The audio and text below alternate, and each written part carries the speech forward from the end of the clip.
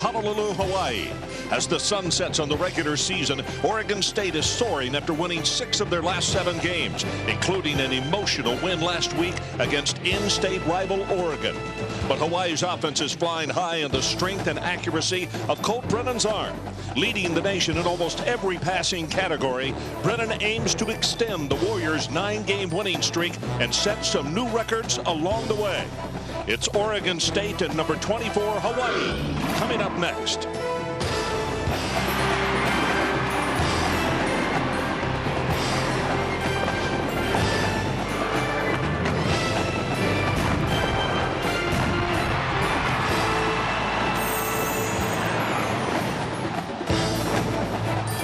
Welcome, everybody, to Aloha Stadium in Honolulu, Hawaii. Jam-packed, no tickets to be had for this one. They are excited about their college football team. And tonight, the Beavers of Oregon State come to town to try to knock off the Warriors and end their winning streak. Hi, everybody. Ron Franklin, and welcome to Honolulu, Hawaii. What I'm holding right here, this prop is a tea leaf. 30,000 of these were handed out before the ball game to all comers. It is a green out of the Beavers of Ohio State tonight, hoping that they can send them home with a loss instead of making it 7 of 8 victories. Ed Cunningham joins me on the telecast tonight. Ed, this concludes Championship Saturday. I hope our game is as exciting as almost every one that's come before us. Colt Brennan, I can't go anywhere without having people want to stop and talk about him. I saw him in practice on Thursday. He is sensational. Yeah, he leads the nation in almost every passing category, and the talk around town has been, will he go to New York for the Heisman Trophy presentation? I think he will, Ron. This young man, you can talk about the system all you want. I know it's June Jones, I know it's the run and shoot, but the first thing you notice is his accuracy. The players that he throws to talk all the time that they don't have to make spectacular catches, and he is looking to break David Klingler's record tonight with 4 touchdown passes. He'll break that all-time record, and we'll talk about later in the broadcast, he's done it in nearly 200 less attempts. So a pretty impressive record if it does fall. Well, let's talk about Oregon State. A young man by the name of Matt Moore, quarterbacking for them. He was sensational last week in what they termed the Civil War in his win over Oregon. And it was a long time coming for Matt Moore. He struggled really mightily early in the season. He got booed by everybody, even when the defense was playing bad. He was getting booed. He led the Beavers on the drive for the Alexis Cerna field goal to win it, and then got carried off the field by the same fans who were booing him. And it's really been the turnaround by Matt Moore. The beginning of the season, 2 and 3, he was not playing very well, very much like last year when he threw a lot of interceptions. And the last few ball games, he's really been on top of it. But Ron, it can't be just Matt Moore tonight. They're going to need some type of running game against Hawaii. And for that, let's go down to the sideline. The third member of our broadcast team, Dr. Jerry Punch. He's going to talk about defense. Exactly, Ron, and aloha, everyone. You know, with all due respect to Matt Moore's prowess as a passer, you know, a better indication of what Oregon State can do is their ability to run the football. If you take a look, in the 8 games that they have won, they have averaged over 152 yards rushing. However, in the 4 games they have lost, just over 65 yards running the football. In fact, they are 6-0 when a tailback rushes for 100-plus yards. So Matt Moore may be important, but all Pac-10 tailback, that guy right there, Evanson Bernard, may just hold the key to a Beaver victory here tonight. Ron? Okay, Jerry, so for Oregon State, they've won 6 of their last 7. Can they make it 7 of 8? And as far as Hawaii is concerned, a 9-game winning streak. That is the 3rd longest in the nation. Coming up, the Beavers and the Warriors.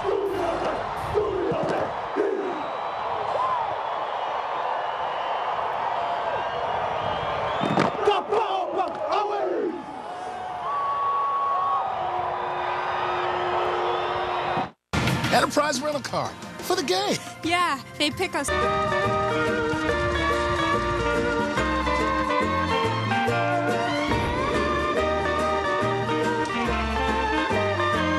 So welcome back. Some beautiful scenes of a sunset at our hotel that we're staying at here in Honolulu. Colt Brennan, 51 touchdown passes this season. NCAA record, as Ed mentioned just a moment ago, is 54, and that was set by David Klingler back in 1990. This season, scoring for Hawaii, 48.6. That's first. Unbelievable how efficient they've been. And the one thing that the Oregon State coaches talked about is don't fall asleep on their running game.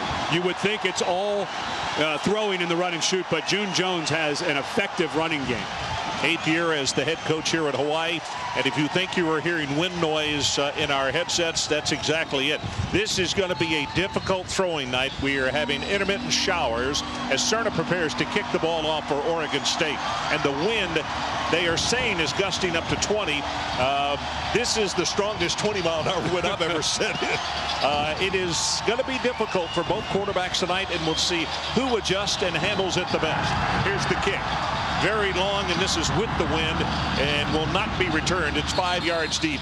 Dickerson will take it, and it will be scrimmaging from the 20-yard line. Oregon State did win the toss, and they deferred so that we get an opportunity to see Colt Brennan to open this ball game tonight. And a lot like Matt Moore, who transferred from UCLA to Oregon State, Colt Brennan all over the country, came from Colorado and a junior college here, and as you see his numbers, and don't let the system fool you. If you have not seen this young man play, and Ron, you and I have studied him all week and leading up to this game, his accuracy, now it's going to be tested in this win, but his accuracy is phenomenal.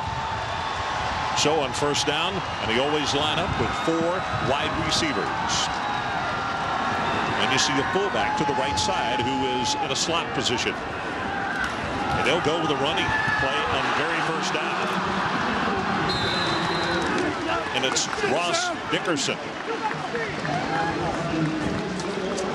So the Hawaii offense leading the nation in points per game. Total yards 553.8 and passing yardage 434. 4 starting wide receivers have combined for 39 touchdowns. Bess for 13, Sample with 10, Rivers with 8, and Grice Mullen with 8. Not sure if we're going to see a lot of Grice Mullen tonight. He is a young man who has been battling a groin problem. That's Davone Bess, the sophomore out of Oakland, California, that you got to look at, number 7. They'll keep it on the ground again. Running play. This is Dickerson. Takes it up the sideline, steps out of bounds. That's enough for the first down. So defensively for Oregon State, 38 sacks, tied for 6th most in the nation. 17 different players having at least one, and they're going to need pressure to help their young defensive backs. Keenan Lewis and Brandon Hughes. Free safety is Al Afalava, and they are led by first-team Pac-10 strong safety Sabi Piscatelli, and he is a truly outstanding ball player. And he's a big fella for a safety as well. At 6'3", about what, 230. Yep, came from Boca Raton, Florida. Was a high school teammate of Evanson Bernard, and actually talked Bernard into coming out and joining him here at Oregon State. And both of them first team all Pac-10 this year. So running plays, and that is the initial first down of the night for Hawaii. And I'm sure the fans are in shock here so far that they have not already seen about 5 passes. Brennan steps up, gets the ball complete, and that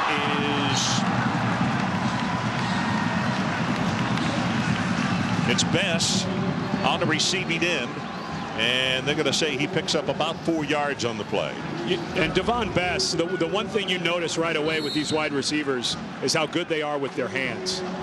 And again, the accuracy of that ball put right there. But the one thing June Jones does not allow his receivers to do is catch the ball with their bodies. They work all the time. Catch it with your hands, because that always impacts yards after catch. If you catch it with your hands, your feet keep moving, you can pick up some yardage.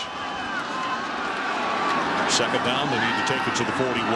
Steps up, drills long over the middle, and it's complete. 45 and down to the 40. And so far, it's been the Davone Bess show. 5'10", 195 sophomore out of Oakland, California.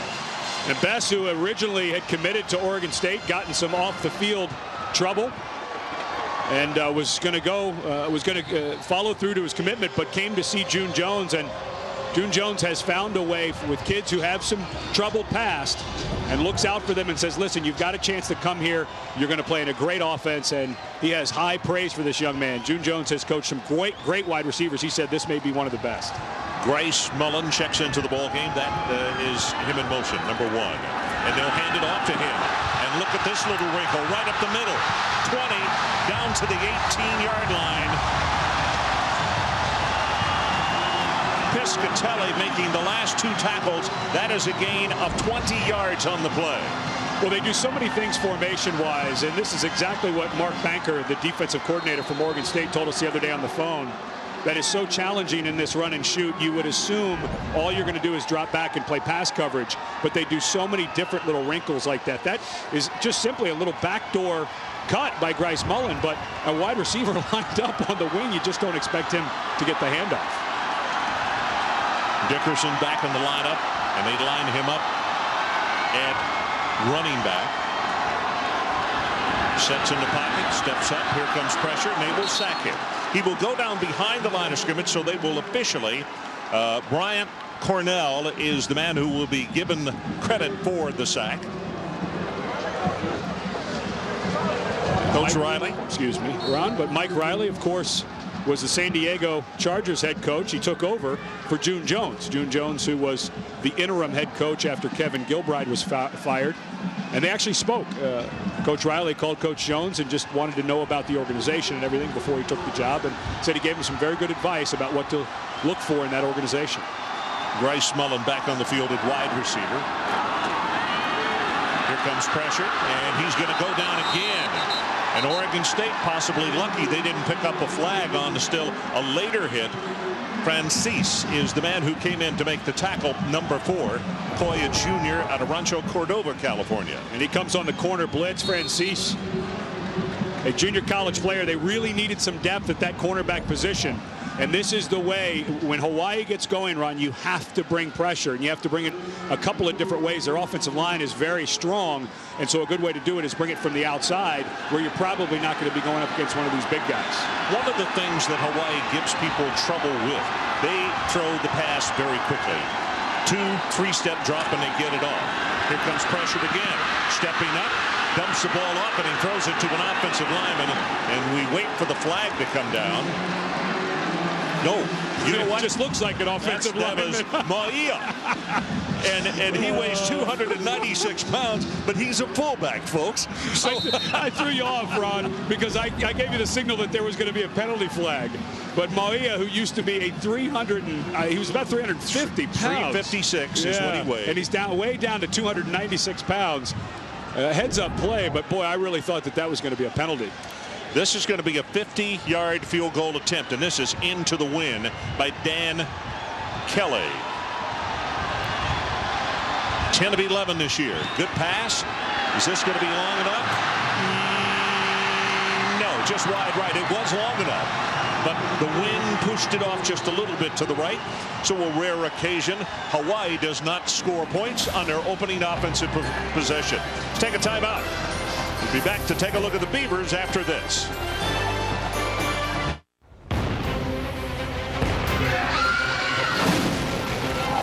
I'm Dallin Hart Jr. So you think you're a Family Guy fan? I am. Play an all-new Family Guy adventure that's too hot for TV with the Family Guy video game. Are you trying to get us sued? Family Guy from 2K. Yeah, it's that hot. Rated mature. Hey, you looking for a patty?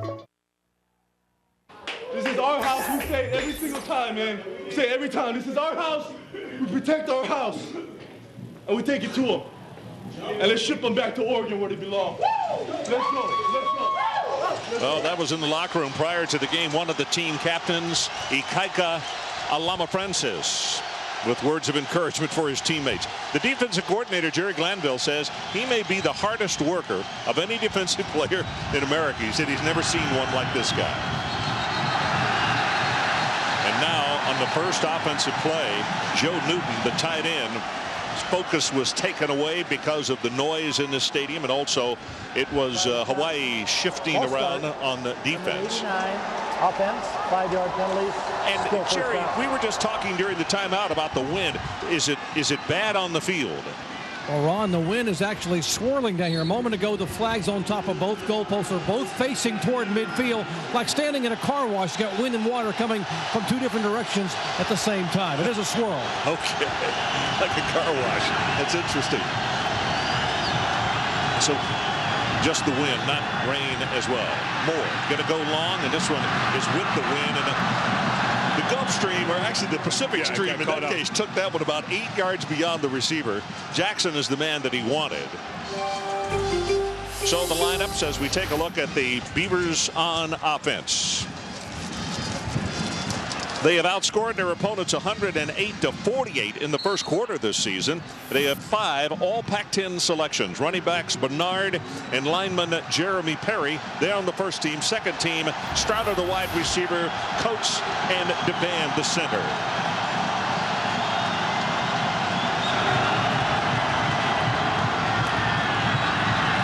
Straight ahead with the running play. And Bernard will have very short yardage. It's going to be a 3rd down and beyond 10 yards. And Hawaii defensively, if I can hold on to these papers and keep them from just simply blowing away, they are led by defense coordinator Jerry Glanville. They have allowed 12.5 fewer points a game this season compared to last year. And of course, Purcell, Alama Francis, and Leonard Peters are the 3 leaders as far as the numbers defensively. They are the stat pack guys. 3rd down. They need to take it to the 43. Middle screen. The ball is dropped. Bernard had the ball hit him right in the hands, and he dropped it. And listen to this crowd. 1, 2, 3 and out for the Beavers. Well, everybody on this island talks about the offense, but Jerry Glanville has done a masterful job with this defense in his 2nd year as a defensive coordinator. Was away from football for 14 years, decided to get back into it. And June Jones, who used to coach for him in both Houston and Atlanta, called him and said, "Come here and work for me." He's done a great job. Kyle Loomis back to punt. The deep man is Bess. And with this wind behind him, he may kick this thing out of the stadium. See if he can get it up into the high blast. Here's the boot. Boy, this thing, how far? It's going to go down to Bess at the 13-yard line. Gets by one tackler, gets by another, and then ran into his own man who went down at the 26. The coaches had promised Davone Bess that they would start letting him return punts, and he's doing an excellent job the last couple of 57 yards on the punt, 12 on the return. Learn more at Rhapsody.com. The hotter the hot, the colder the cold, the greater the demand, the more you need Duralast. Get the battery rated a consumer's best buy. Only at AutoZone.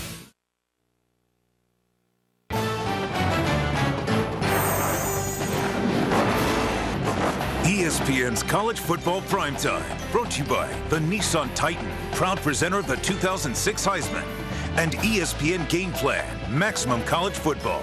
To order, call your pay-per-view provider or log on to ESPN.com. Search Game Plan. Well, some of the beautiful scenery out here in the islands. Today was not exactly Chamber of Commerce weather. And it is continuing tonight. I think a 60% chance of rain was predicted for this evening. But we didn't know the winds were going to blow quite this way. Brennan out in the flat, gets it complete, and that is Bryce Mullen hit immediately and pushed back. He'll be given forward progress out to the 29. Take a look at Hawaii's impact players. Davone Bess, we've already seen his impact on the game. In the punt game, he'll also be big. And Adam Leonard. We talked about guys that June Jones finds who other schools have backed off of. Leonard, a sophomore, blew out his ACL 3 games into his senior year. He went to high school in Seattle and didn't redshirt last year. He was not very good, but he's really come on strong. And if Oregon State's going to get a running game going, Leonard, the middle backer, will be key. Moy up in the backfield. He's the fullback. Does a good job of blocking. Pass right over the middle, and there's one in and out of the hands of Bryce Mullen. And I'll say this, after going to practice on Thursday, we knew, Ed, you talked about how much video we've watched of the young Colt Brennan. In practice, they simply don't drop passes. No. They may throw 100 passes and complete 95 of them. It's an amazing thing to watch. And that's the interesting thing. June Jones works harder than any coach I've ever seen on making his receivers catch it with his hands. You know, some coaches allow guys to cradle it. He just doesn't allow that to happen. And if you can force that as habit, it really helps your offense, especially in situations where you might have to throw in front of the sticks for the catch and run. 3rd down, they need to take it to the 36. Sets in the pocket, gonna go long, got a man there, and it is caught at the 48-yard line. And that is Dickerson. Ross Dickerson. Well, Dickerson was number 82, but because they've already put him in the backfield, he's had to move around. We have not seen Nate Ilawa, their starting running back, who had a bruised heel. They weren't sure if he was going to be able to go. But Dickerson was lined up in the slot, ran a little bit of a wheel route, ended up one-on-one against Piscatelli. And that's a nice throw by Brennan because the defensive back never turned around, so underthrow it and let the guy adjust. See the numbers on Dickerson. And as Ed said, he's been wearing number 82, but since they're going to use him in the backfield, they put him at number 37 this evening. Huge third down play for Hawaii. Brennan rolls the pocket, going to run. Not devoid of speed by any means. He's going to have a gain of 6. So it'll be 2nd and 4 as Doggett makes his second tackle. And you know, Ed, in talking about Oregon State and the importance of this ball game, they want to keep that streak going. They've got 6 of 7 that they won. This is a fertile and important recruiting ground to them. They come to the islands a lot. In fact, 3 coaches are staying over after this game is over. So another reason why Coach Riley told us, hey, we need this win right here. It'd be huge for us. And they didn't need to take this game, Ron. This is their 13th game. He decided to take it for that exact reason. You see the linebackers showing blitz. They go with a run. And Dickerson turns the corner. Boy, he gets necktied. And let's see if they give him enough forward progress to pick up the first down. It would appear that he would have it as Daniel Drayton makes the tackle for the Beavers. Well, it's interesting with the great year that Colt Brennan has had. Davone Bess over 1,000-yard receivings for the 2nd year in a row. Yesterday when we were talking to Coach Jones, he said that Dickerson was the team's MVP because he's done so many things. He's played every position, every skill position except quarterback basically in this offense. And with some injuries at that running back spot, Ilawa, who said he was going to be healthy, obviously not tonight. Well, Mouse Davis, if the name is familiar, with a run and shoot days, and he's the running backs coach. And he thought he was going to be able to go tonight, but a heel is something that can be very, very touchy. Yeah, especially warming up, he may have bruised it again. 3rd down. Did not pick up the first down. It's just inches. And Brennan will go straight ahead, and he'll have the first down. In fact, pretty good wedge there. It's going to go for about 3 yards. And let's go down to the sideline, and Doc has more on Nate. Well, Ron, the Warriors' leading tailback, Nate Laola, was hoping to be able to play tonight, but I learned just before the game they thought his heel was about 50%. If you're wondering why you wouldn't put some numbing medicine, what they call in the football lingo Dr. Kane, Dr. Novocaine, to try to help him play. You ever tried to walk when your foot falls asleep? You can't even stand up. And if that heel was completely numb, he would not be able to turn the corner or feel it. That's why they can't do much. In other words, just endure the pain. I doubt we will see him very much at all tonight. Okay, Jerry. What we said to his replacement's 296. He is 254. Hit the ball caught in midair by Ma'awi, and the fullback that I was just talking about, who weighs 296, Ma'ia, takes it down inside the 25-yard line. Well, this is exactly what we saw last time, and this is Keaton Christic, a true freshman. Knocks the ball loose, and it looked very similar to the last play when it looked like Brennan was going to be sacked, except this time it was not a planned play.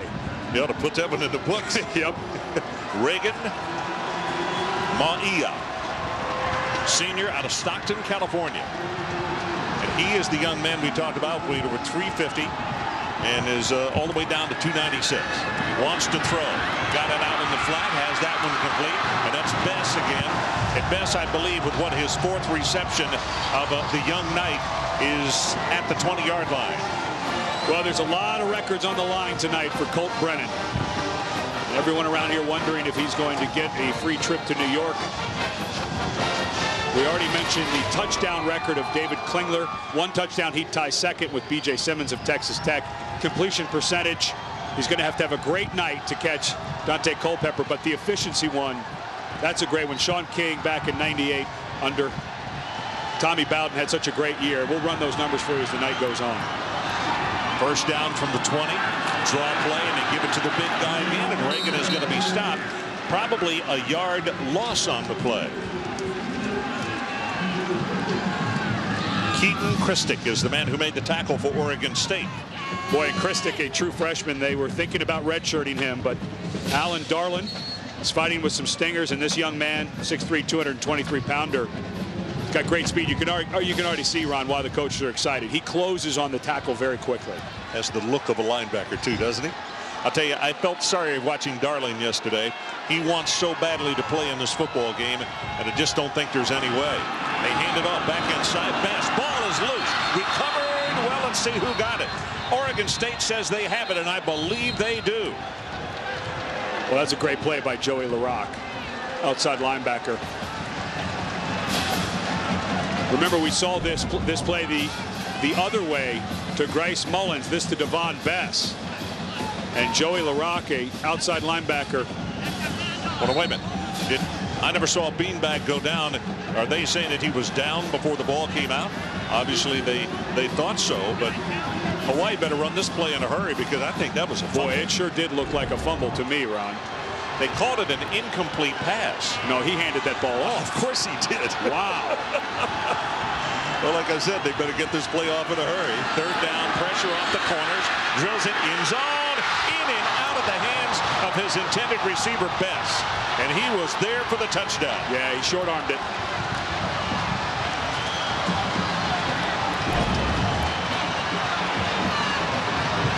He knew he was going to take a shot. He absolutely short-armed it, Ron. That's Daniel Drayton, a strong safety back there. And you just don't see Bess drop balls like that. So a field goal attempt. This is going to be placed down at the 29-yard line. So a 39-yard attempt. Missed his first attempt of the night. This one right here, he's got plenty of distance. And he's no good. This one is going to be wide left. And we told you that these winds are really tough. And I don't believe the 20 miles an hour. And I can tell you, Kelly will tell you the same thing right about now. No score. We'll be right back.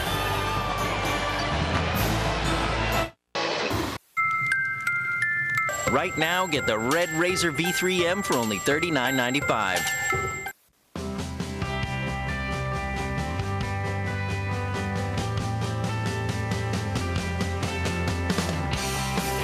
Sharper details, stunning clarity, more vibrant colors. Discover what your camera's megapixels are really capable of. Wow. Upgrade to an ultra-high definition photo printer, only from Epson. So we are back, and the play that was called a pass, which we're still trying to figure out how it could have been called a pass. I guess it is justice here for Oregon State because they now have the ball after that fumble that they recovered at about the same spot.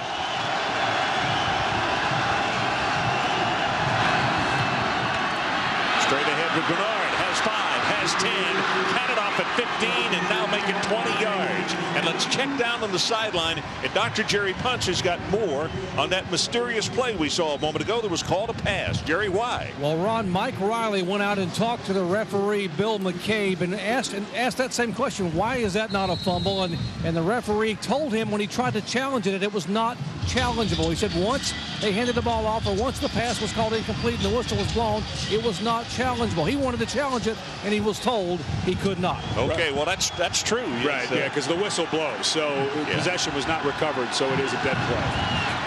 Straight ahead with the running play. 5 yards again, and 10. It's going to be 11 yards on this running play. So back-to-back, very successful jaunts by Evanson Bernard, the junior out of Boca Raton. Well, the left guard, Jeremy Perry, from Hawaii, first team All Pac-10 as a sophomore, got great push on that backside, and that's the exact same place where Bernard cut that ball back. Bernard, fighting with an ankle injury, did not play against USC. This warm weather, he said, was really going to help him warm up early.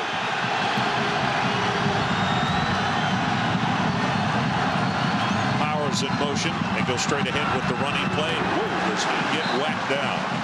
I mean, Bernard took about 2 yards on the play, and then he went down very hard, and it's Adam Leonard who was there to make the stop, number 44. Well, one thing Jerry Glanville was telling us that the NFL scouts have been saying is that this is the hardest hitting team on the West Coast, this defense for Hawaii. And Jerry has challenged his group to get rid of the West Coast part of that statement and become the hardest hitting team in the country. They will come in and lay Rydell's all over the running backs.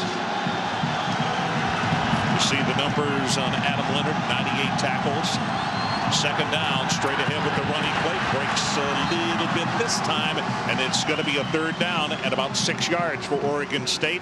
Purcell is the man who came over to make the tackle.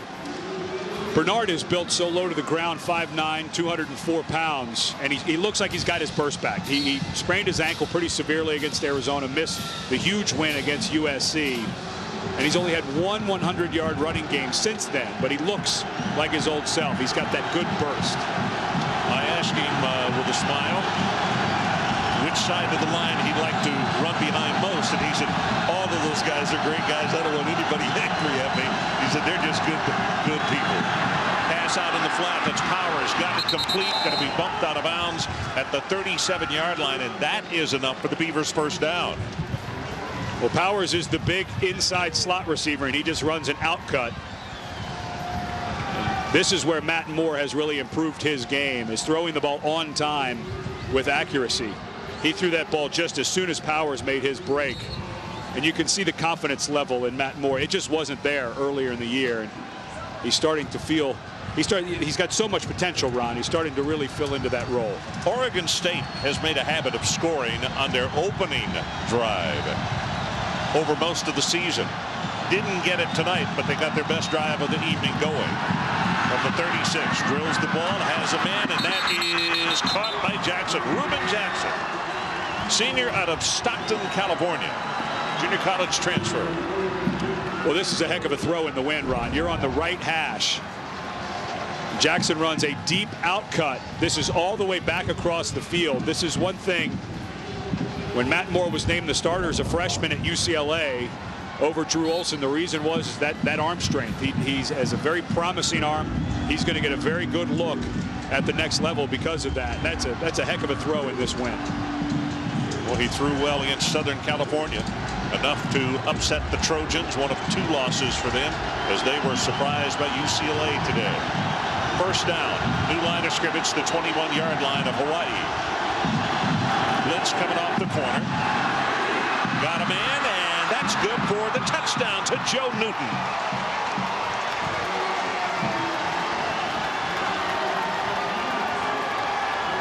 Well, Joe Newton has been their go-to guy in the past. Missed 05 with a leg injury.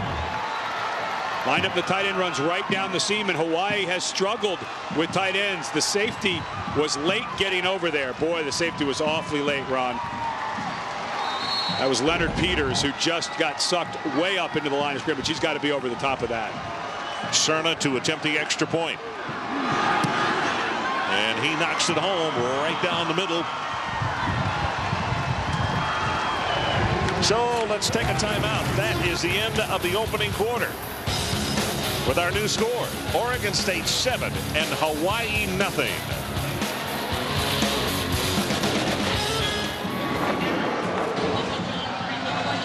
The Panthers.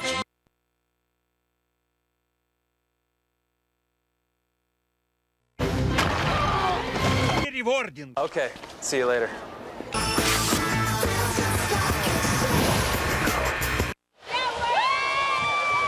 Oregon State 7-0, and I talked about first drive touchdowns by them. How about first quarter scoring? 115 points now. Well, they're not so good on the back half, so they have to be very good on the first half. So against Hawaii, I think you'd want to build a little bigger lead if those numbers are going to shake out for the rest of the way in the second half.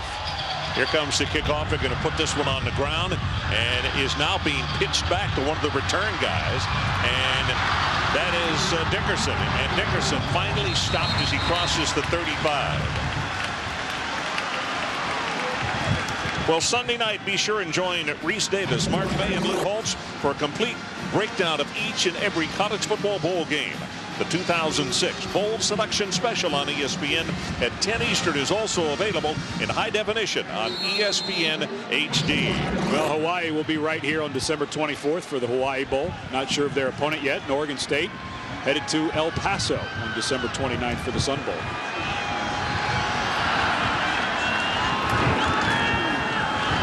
Brennan under pressure, going to be sacked at the 26-yard line, and that is Dorian Smith.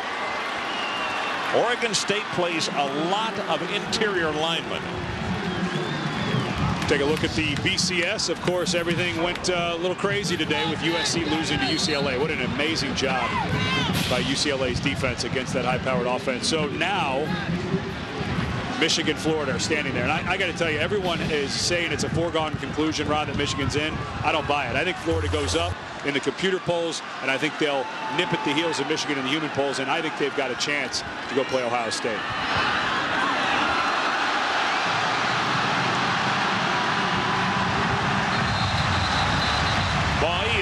On the shovel pass. And he gets all 296 pounds going, and it's hard to slow down. This exact same play last week against Purdue. Late in the game when they needed a third down conversion. And Moya took it 16 yards. You just don't expect a guy, Ron, that's that big to be able to move like that. And I think the defense goes to sleep. They think he's just going to be in there as a pass protector, and whoever's supposed to be keeping an eye on him starts bailing out into coverage.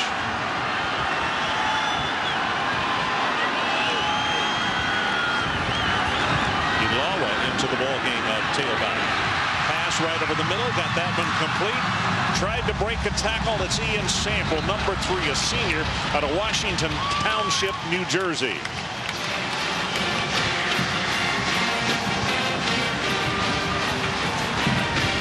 Sample, a young man who, when he walked on, Ron, he didn't have the greatest hands.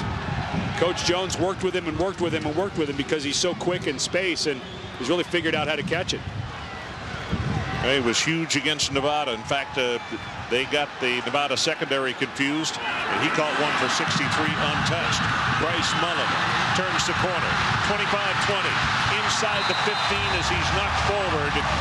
And that was Doggett who finally made the tackle, but it's going to be 1st and 10 and the deepest penetration by Hawaii tonight. Get the ball very quickly. And Bryce Mullen has that groin injury, Ron, that we weren't sure if we were going to see him too much tonight. You can see he's a little short. His stride isn't quite full giddy up. But the missed tackle to start that play, and then all those receivers, these receivers work very hard downfield to help each other out with blocking. So 1st down, and they have spotted it at the 13-yard line. 7-0. Oregon State leads. You see the red zone offense and how well they've done. 59 touchdowns.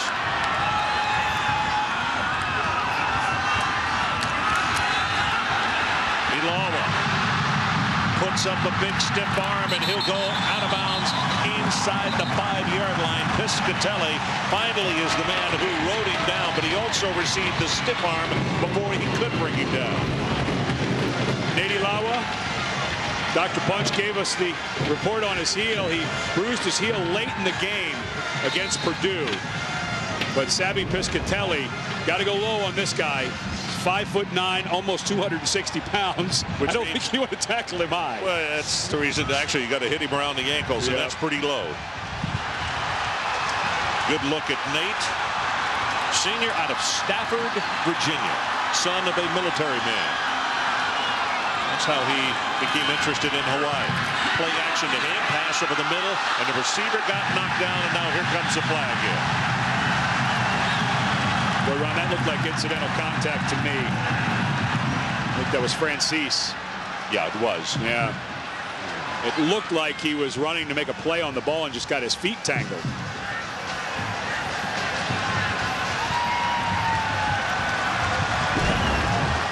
Well, we did not have his microphone, but you could read lips enough that he said number 4 is who the call was on. Well, and that is Francis. Yeah, he Don't be surprised if they throw the ball right here. It is very important to this team. They all love Colt and the job that he has done, and they want to see him get that record.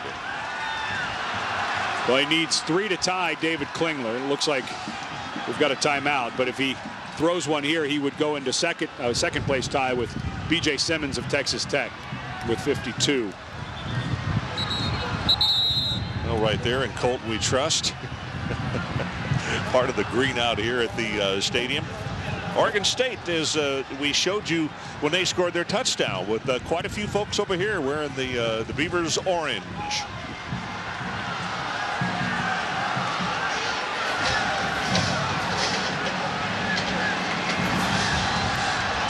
And Oregon State, the thing they've been trying to do whenever Hawaii gets a drive going is bring pressure. And I agree, Ron, that I think that Hawaii's going to throw it here.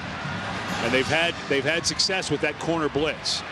So for Hawaii, if you're thinking corner blitz, you could think some kind of quick slant. If they bring the guy on the blitz, typically it's a safety coming over the top. Try maybe a quick slant to see if Banker's bringing that corner.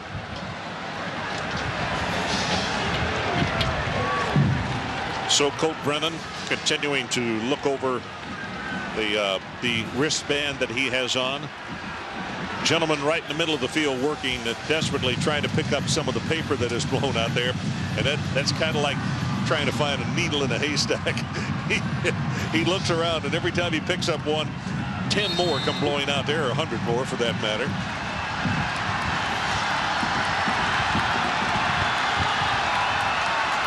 Showtime is back in, and it is a 1st and goal, and the ball resting at the 2-yard line. They're going to go with the run, and down to the 1-yard line, Ilawa. And Oregon State saying that the ball came loose, but the official says the play is dead. It'll be 2nd down. Oregon State 3 sacks for 20 yards in the ball game, so they are maintaining their pace there. Cornell's the man who made the tackle. So hard to play red zone defense against a team like Hawaii, because with the big backs, they still have the ability, even though they don't have a true fullback and they don't have a tight end, they still have the ability to pound you, but you have to be ready for Brennan to throw it. Well, this time Ilawa and Mo'ia in the backfield, 254 and 296. And now a timeout has been called by Oregon State. Timeout of the half.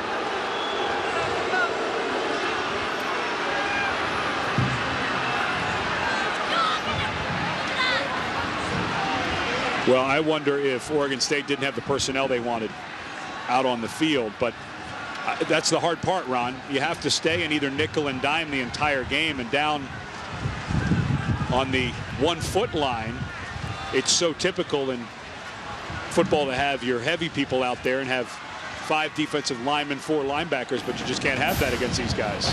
So we're going to take a timeout. 11:50 left until halftime. 7-0 Oregon State. Hawaii threatening.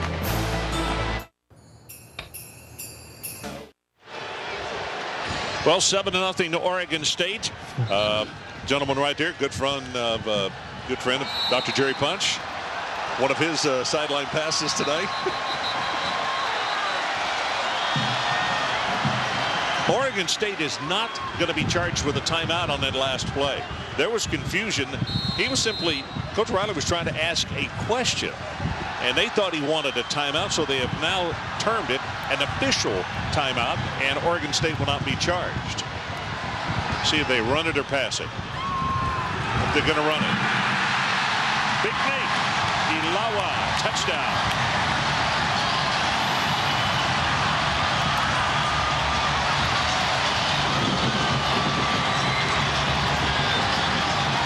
Ishera, the left tackle, number 70, paving the way with a really good block.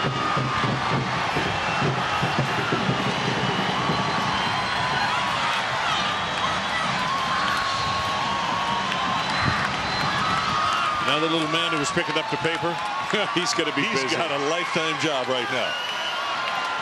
Forrester to attempt the extra point. And he's got it. So we are tied. 11:27 left in this opening half. Oregon State 7 and Hawaii 7.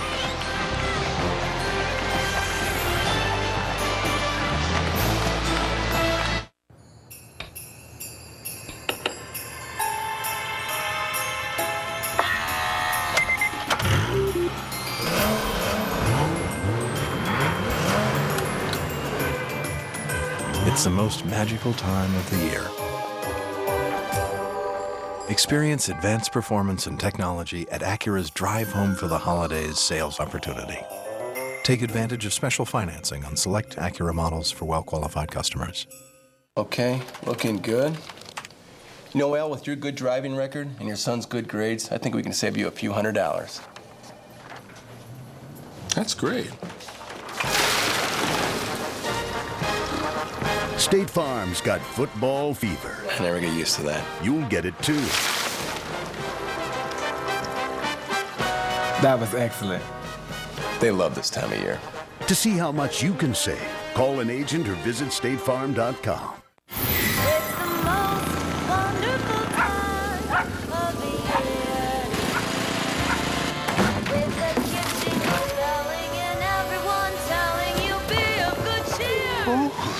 I know. Every guy's looking to go high def. Our pledge is to help you wow them with the ultimate system. Like the latest from LG. LG TVs let you see and feel everything in true digital reality. Now save up to $300 when you buy an LG TV with any home theater installation. Only at Best Buy. When you take that field today, you've got to lay your heart on the line. And if you do that, we cannot lose. The plane crash is our past. We cannot forget that. We're not honoring them.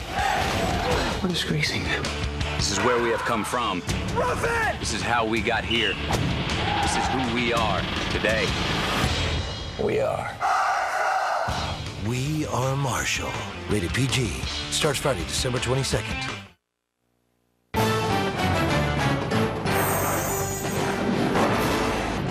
ESPN's College Football Primetime. Brought to you by Acura. Acura, Advance, and State Farm. Great service, great rates, it's all here. Nobody takes care of you like State Farm. Well, the annual migration of the humpback whales from their summer home in icy Alaska to their Hawaiian winter destination. It takes them on a 3,000-mile trip. Look at the field. They're going to have to bring the Zamboni out soon. I'm telling you, 7 plays, 65 yards, 3 minutes and 33 seconds, and did not face a third down. And more paper continues to come out of the stands. Dan Kelly prepares to kick it off.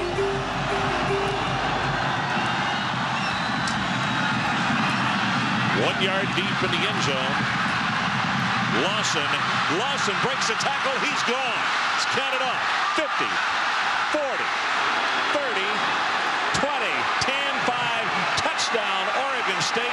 And unofficially, I'm going to say 101 yards. It'll be 100 is all they'll give him.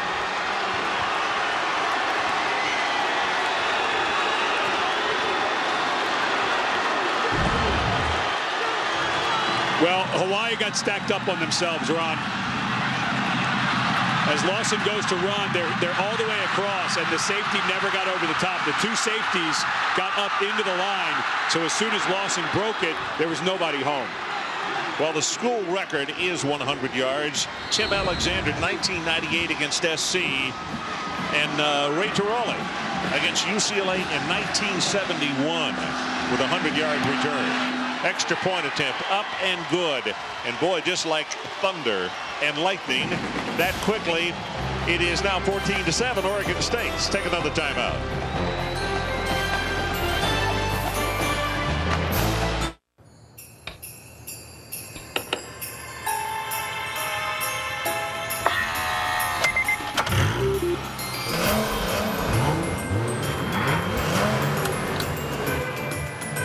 It's the most magical time of the year. Experience advanced performance and technology at Acura's Drive Home for the Holidays sales opportunity. Take advantage of special financing on select Acura models for well-qualified customers. In Africa, it's all about diamonds. The right stone can buy anything. That makes us partners! I am not your partner! Is it possible that you don't care how many people die because of the deals you do? Leonardo DiCaprio, Blood Diamond, rated R, starts December 8th. Go, boy, go!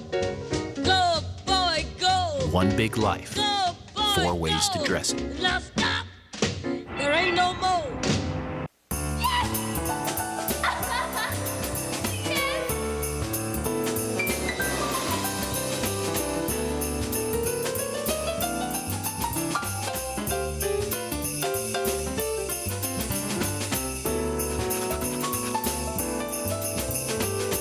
Sometimes we need to take a step back and remember what the holidays are all about. Giving. My girlfriend's gonna love these. Happy holidays. Holiday Instance. Give the gift you hope they return.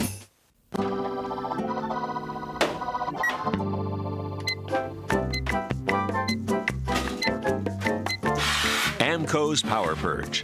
Seeks out dirt, flushes it away.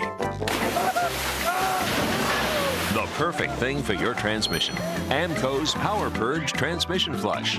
Because the cleaner it runs, the longer it runs. Now get a Power Purge Transmission Flush for only $99.95 at Amco. AA MCO. So Lawson 100 yards for a touchdown on the kickoff return. Puts his Beavers of Oregon State back on top in the ball game. Coach Kavanaugh, the offensive line coach, coming over to congratulate him on his efforts. Here's Cerna to kick it off for Oregon State. And to kick it on the ground. 25, 30, 35. And the return almost to the 40-yard line. And let's go down to the sideline and Dr. Jerry Punch. Jerry? Well, Ron, the Pac-10 has 6 contracted bowls here in the postseason, and they took a little bit of a tumble, a little bit of a change today. You take a look at the Pacific Life Holiday Bowl, California, and Texas A&M. The Sun Bowl, Oregon State against the Big East Big 12 team. The Pure Vision Las Vegas Bowl, Oregon and BYU. UCLA and Florida State, a great matchup in the Emerald Bowl. And, of course, here in the Sheraton Hawaii Bowl, Hawaii and Arizona State. And the Rose Bowl, today, USC against a BCS opponent there. So that all changed today with USC losing to UCLA. Okay, Jerry. Brennan dumps the ball off, gets a middle screen, and that's Ilawa. Ilawa lost a headgear. I beg your pardon, it was a defender who lost a headgear on the play as the tackle was made by Isaiah Cook, number 12. Well, it's nice that Ilawa can play some tonight, Ron, with that heel bruise. A 6th-year senior. You mentioned he's from Stafford, Virginia. His father, who was in the Marines, was transferred before his senior year at North Stafford High School out here to the islands, and decided that he wanted to come play here. Was going to Virginia Tech to be a defensive back and ended up here. It'd be a shame on senior night if he weren't able to play. Yeah, that's for sure. Picked up about 6.5 yards in that last play. Colt, little too far on that pass right there, incomplete. And it was Bess is the man that he was intending it for. And it'll be 3rd down. And I love the reaction of Colt Brennan. He knew he missed it. And you just don't see that very much. On an out route, Colt Brennan is usually right on the money. See his numbers tonight, 10 of 14, 129 yards. And they've seen pressure a lot on 3rd down. And the receivers all for Hawaii, they read that and they'll break it off quickly. Wouldn't be surprised if this is some type of slant over here to the three wide receiver side.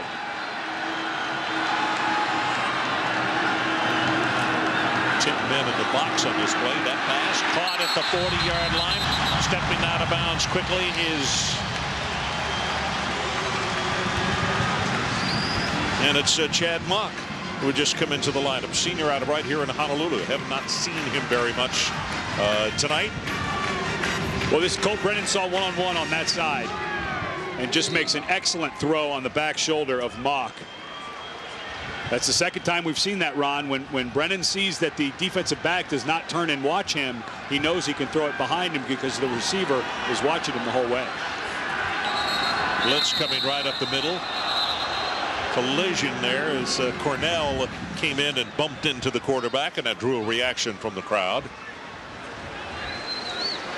Yeah, they don't want him to hit their quarterback too much. Very protective out here on the islands of Colt Brennan. Snap. False start. Number 75, offense, 5-yard penalty, remains 1st down.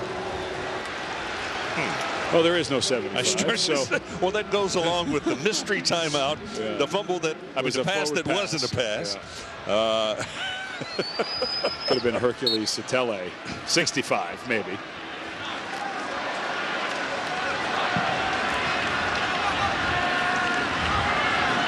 Samson Satele is the center. He's number 64. So side by side they play. 1st down and 15. And this is Ilawa as a blocker in front. Puts a head down and fights his way to around the 36. And that's Peyton coming up to make the stop on that free safety position.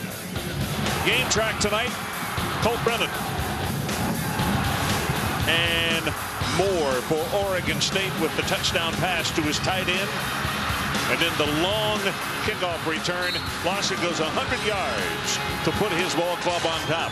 14-7, and that's how we stand right now, as the clock runs almost under 9 minutes to play in this opening half.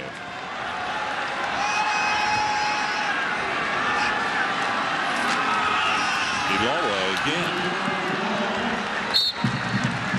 And the tackle this time again. Dorian Smith is there to make the stop. So Hawaii running the football much more tonight, and to try to keep Oregon State's defense off balance, I suppose. And Ilawa is such a good weapon. And here on 3rd and short, because he is so powerful, I wouldn't be surprised, Ron, because it's been so effective. Just use him again. See, that is what's a reversal. 16 minutes time of possession. Normally Hawaii is on the short end because they score so quickly.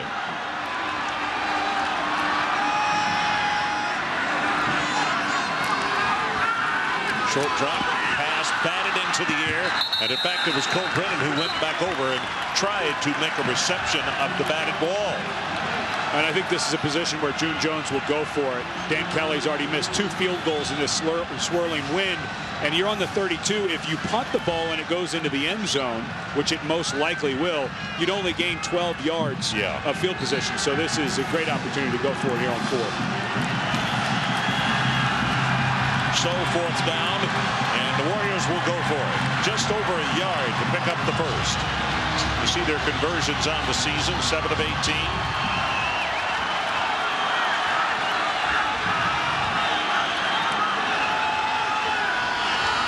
Blitz, and Colt Brennan's going to hold on to it. 5, 10, 15, 1st and 10. They'll have it at the 13-yard line. Brian Payton saved what could have been a touchdown. You know, you mentioned earlier, Ron, when Brennan took off, that he doesn't lack for speed. He's actually a very good runner. He's their 2nd leading rusher. And in a passing offense, you wouldn't think that, because in college football, sacks take away rushing yards. And how many times do you expect to see a run and shoot based offense run an option? But that's exactly what Brennan's athleticism gives you. He just gives you that other wrinkle. How do you defend it? Well, that's the thing, the headache that it gives a defensive coordinator, because normally the quarterback is not a guy who is accounted for unless you're facing one of the super runners in college football. 19 yards on that last play. Going for the end zone, got a man wide open. It's a little too far for Dickerson. I mean, Ross was there. He had beaten his man, and the ball looked as though it was thrown a little late, and it was a little too far. And he threw it flat. He threw that ball, and there you just saw right as we cut back, Brennan tapping himself in the chest. He knew he threw this ball a little flat so Dickerson couldn't run underneath of it. Now it's a windy night, and so Brennan's probably thinking keep your ball a little lower than normal, but he knew he needed to get a little more air under that. Down at this end of the field, though, you remember the pass that Moore threw, the long pass, and it went almost 10 yards over the receiver's head. Obviously, it is really taken off going in that direction. 2nd down, Ilawa bounces it outside at the 10, at the 5, and he will bounce his way literally to almost the 3-yard line. Hard to believe that this was a 185-pound slot wide receiver in North Stafford High School in Stafford, Virginia 6 years ago, isn't it? Yeah, we talked to him yesterday, and I thought that was, hey, what's the fastest that you ever ran in the 40s at a 4.38? And we asked him how much he weighed. And said, how much did you weigh? He said 185. Yeah. But, you know, it's amazing, Ron, how quick he is for 254 pounds. You'd expect him to be a bruiser, but he's actually an avoid runner. He likes to bounce it to the outside and make people miss. Almost went to Virginia Tech. Sample in motion, steps up under pressure, looking, he's going to carry him. Touchdown, Colt Brennan.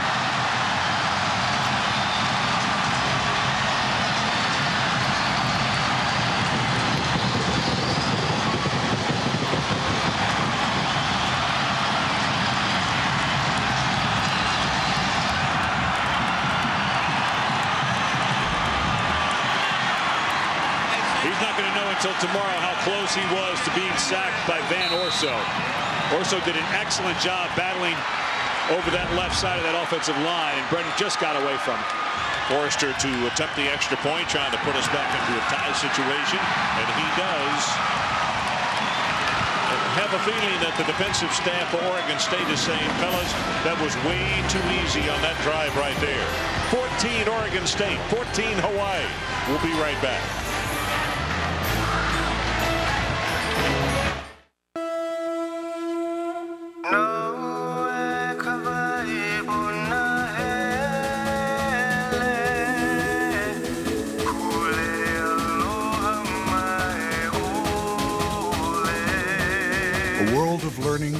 Excellence, diversity, and opportunity. 10 campuses on islands of tropical splendor. The most unique educational experience on Earth. The University of Hawaii System.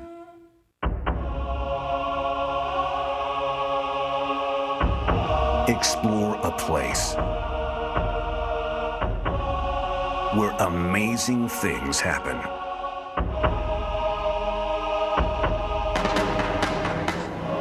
Where the world's biggest challenges are faced every day. And yet, it feels just like home. Oregon State University. So we are back, and what just happened is the ball blew off the tee. And probably it is a good thing that the ball blew off the tee, because our Red Hat had moved and they had already started to play football. Well, we are getting near the holiday season, so Lucy has to knock the ball off the tee occasionally. Well, look at these numbers. 18 minutes and 36 seconds. Total yards 229 in 38 plays. This kickoff going to go 2 yards deep, and again it's Lawson, and Lawson puts the head down running hard and is going to be tackled just shy of the 25.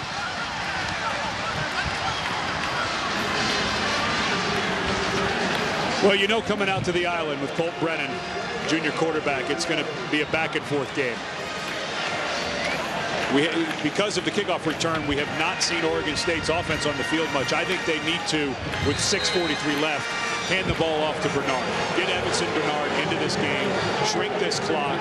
Don't get too conservative. You still want to go down and score, but if I'm Oregon State, I'd love to have a bunch of zeros on the clock when I'm done with this drive. Vandiver in motion, one of the tight ends. Moore retreats to throw. Zings it, got his man, and that's going to be good to Reuben Jackson again. Yeah, but just sitting here thinking, it's been a while since the Oregon State offense has been on the field because of the 100-yard kick return and then the long drive by Hawaii to take it back down the field to tie it. And I wouldn't be surprised at all if Matt Moore, the senior quarterback, starts working the play clock a little bit. Get it down into the under 10 seconds before you snap it. I think they want to do. They got to get the ball to Sammy Strotter's son. He is far too good at what he does. Straight ahead with the running play. Out to around the 40-yard line is Bernard. Eliminian is the man making the tackle. Solomon Eliminian, sophomore out of Los Angeles. And Bernard is the guy that has to carry it. Dr. Punch's report right at the beginning of the game talked about the difference when Bernard is running well for Oregon State this year, and he's going to have to be the difference in this one. Just checking with our statistician, and Strotter does not have a catch in this ball game tonight, and we are about to go under 5 minutes left in this opening half. Vandiver again in motion. Moore retreats to throw. Zings it out, has this one complete, and it's just the man I was talking about. Sammy on the spot were the case here, and the junior out of Roseville, California, makes the reception. Well, everybody at Oregon State was wondering how they were going to replace Mike Haas, and of course, Mike had almost 3,000 yards receiving over the last 2 seasons in Corvallis, but Strotter, the junior, done just that. Leads the Pac-10 in receiving yards.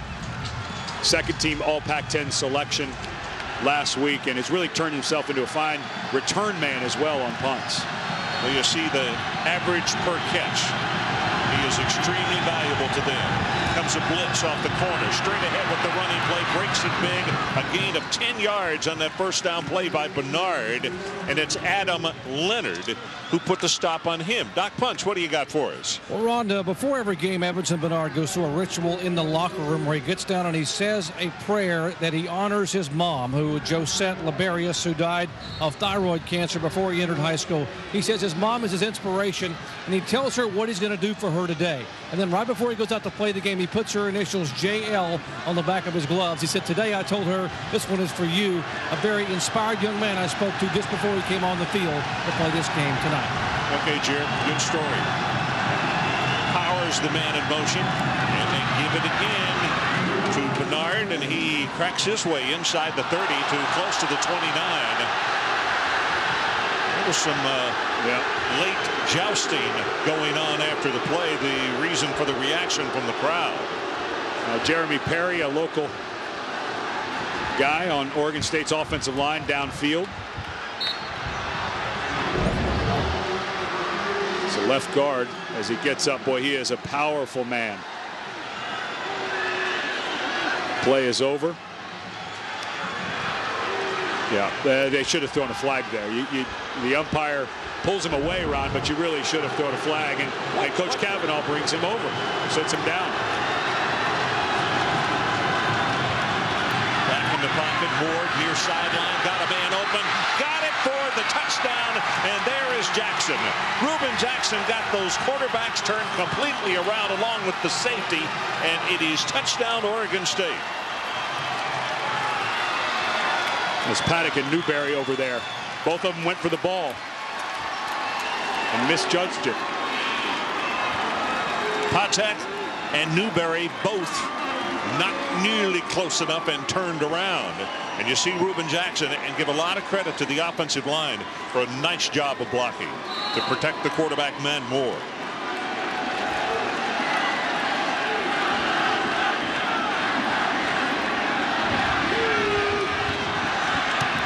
Extra point right down the middle.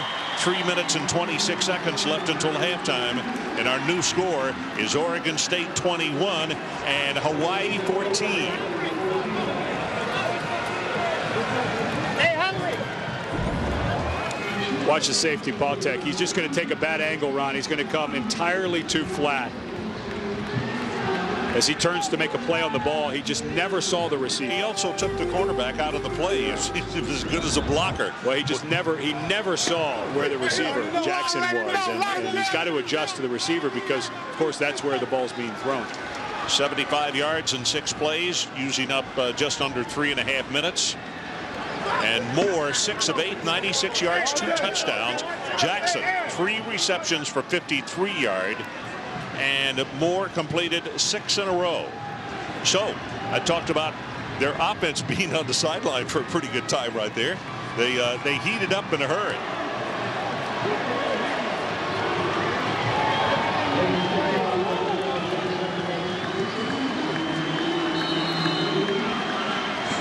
I was just going to say they left enough time on the clock for Hawaii. They left enough time on the clock for Hawaii to score twice. So with 2 timeouts at 3:26, this is just normal course of business for Hawaii. Dickerson and Lane, the 2 deep men, and this is a spinner that is caught high in the air and picked up by the blocking back at the 25 and out to the 27-yard line. And let's go down to the sideline and check in again with Jerry Punch. Well, Ron, in the span of a year, Matt Moore has gone from being jeered to cheered, to being considered careless to being flawless. Take a look at the evolution of a quarterback. 2005, 11 TDs, 19 interceptions. He tied for the unenviable task of being the worst in the country. And this year, 13 touchdowns, only 6 interceptions. And his 2 years, by the way, at UCLA, 4 touchdowns, 6 interceptions. He has become a much more seasoned quarterback, making quicker and better decisions on the fly. All right, Jerry, we get to see the Warriors offense again. That is a sample who resets himself, bottom of your screen. Short drop out of the backfield. Got this one complete to Ilawa.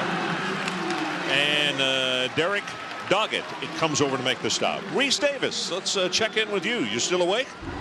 Hey, Ron, I'm still here. Taco Bell studio update for those who might have missed it. USC and UCLA. Trojans driving for a go-ahead score, and Eric McNeil of UCLA snuffs it out and ends USC's national title hopes.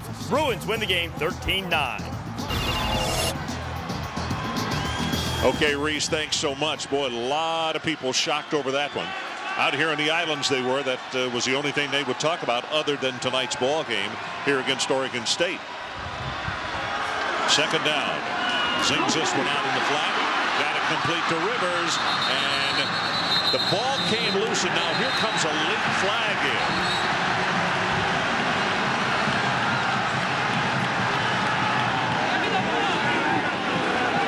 It's got to be, I could think that would be over there, Ron, as a personal foul.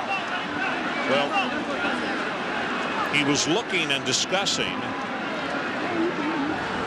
Brandon Hughes was over there fighting for the ball with Rivers. But also he said something to Victor Butler. See if he'll give us a number on the jersey. The play was over. Personal foul, late hit, number 39 defense, 15-yard penalty, push down. Well, they got to apologize to Victor. It was not him.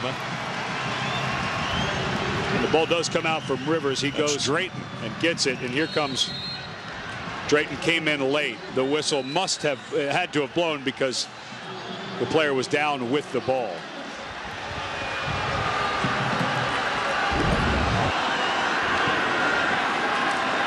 So running play, here's Ilawa.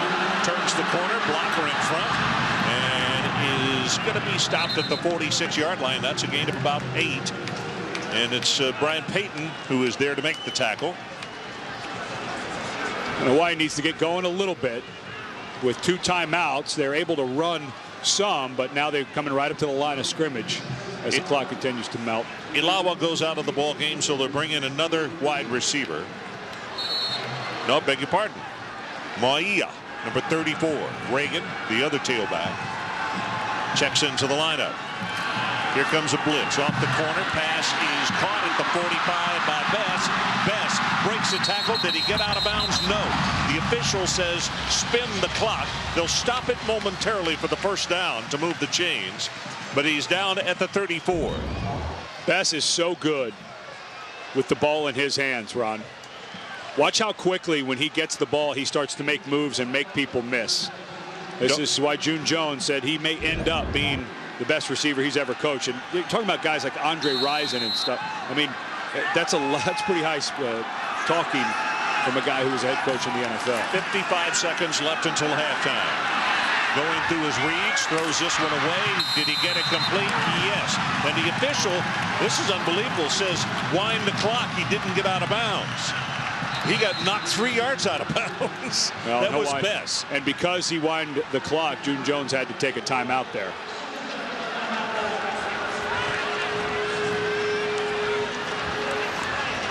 So a timeout has been called by Hawaii.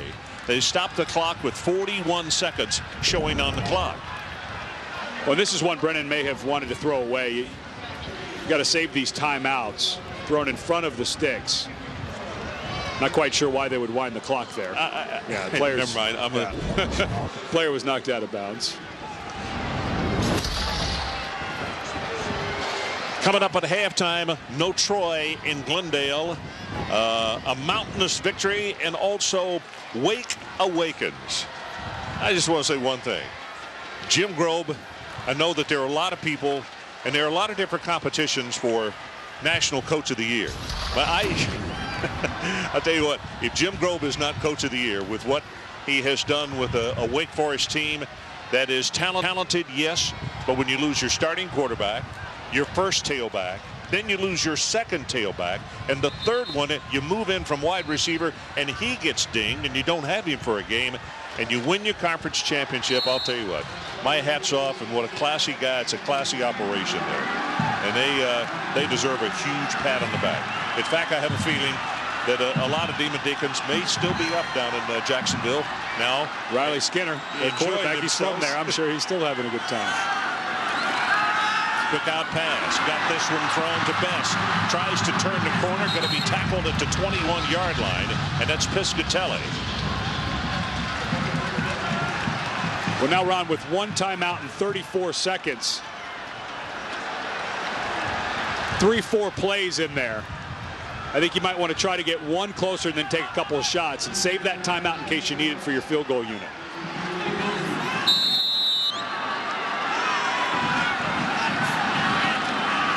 First down, swings it out, got it to Bryce Mullins, going to run out of bounds, and then is thrown down. I'll tell you something, I'm not going to get into it with the officials, but these guys have missed so many things tonight, and I mean both ways. They're going to get somebody hurt, start throwing some flags. You hear the boos from the crowd. That young man's out of bounds 3 yards, and he still gets collared. Hawaii now in great position going out of bounds. Yeah.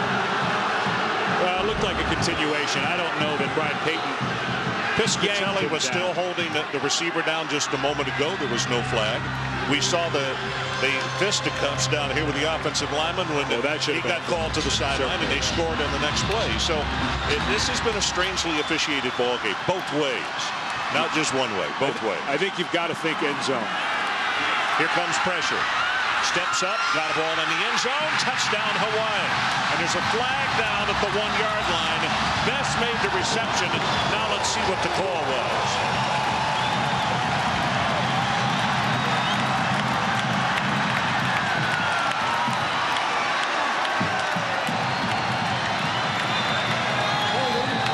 Number 4 in the defense.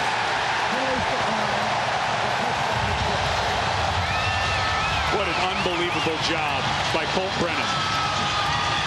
Now ties B.J. Simmons for the single-season touchdown for second place behind David Klingler. But watch him avoid, sees his receiver, and gets it off. He has such a quick release. That's what allows him to make this play, Ron. He can get it out of his hands so quickly. He sees it and throws it. Doesn't have to wind up to toss it. Boy, still 20 seconds showing on the clock, so you were right. They had plenty of time to score. Forrester to attempt the extra point and try to tie this one up at 21 apiece. Well, we thought it would be entertaining, and that's exactly what it has been. Both of these teams offensively. Oregon State on the special teams with the 100-yard touchdown return. It's been a fun ball game to watch. Both coaching staffs have done a really good job in preparing their kids for this one. And both quarterbacks playing very efficiently. Moore 6 of 8. Brennan now 18 of 24. Can't tell you also how difficult for both of these young men to try to throw the football accurately. This wind is gusting and swirling in this stadium. Tremendously tough.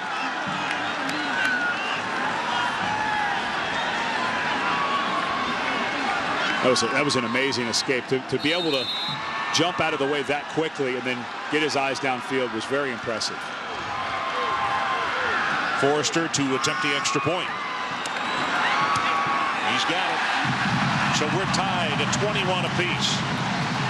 Well, let's take a look at the night so far for Colt Brennan. The talk around town has been, will he be invited to New York? This is the first game they've played on national television all year round. It's kind of amazing when you think about it. But he's putting on a show. Granted, it's late. But I'm sure there's some college football junkies staying up because they haven't had a chance to watch this young man play. And he's putting on a show so far. Well, look at pass attempts, and I think it says it speaks volumes as to the youngster and his accuracy. Only 491 compared to Klingler's 643 and 719 for Simmons. And that's it. You know, when the week began and we were talking about storylines for this game, I said, well, yeah, but they're playing so many more games now. But when we did the research and saw that, forget about the games, how many less pass attempts he's had to get to 52 is just staggering.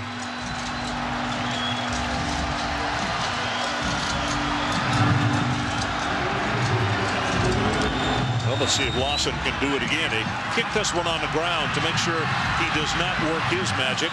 And Oregon State will have good field position as the clock runs now at 12 and 11.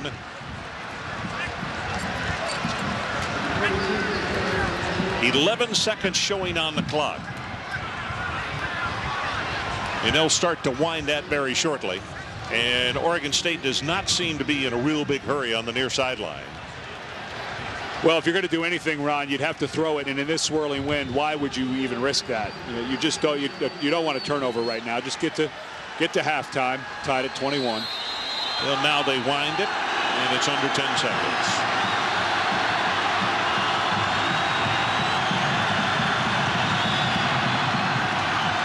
And they're going to play it conservatively and say, hey, he may break one for the distance because Bernard is certainly capable of that.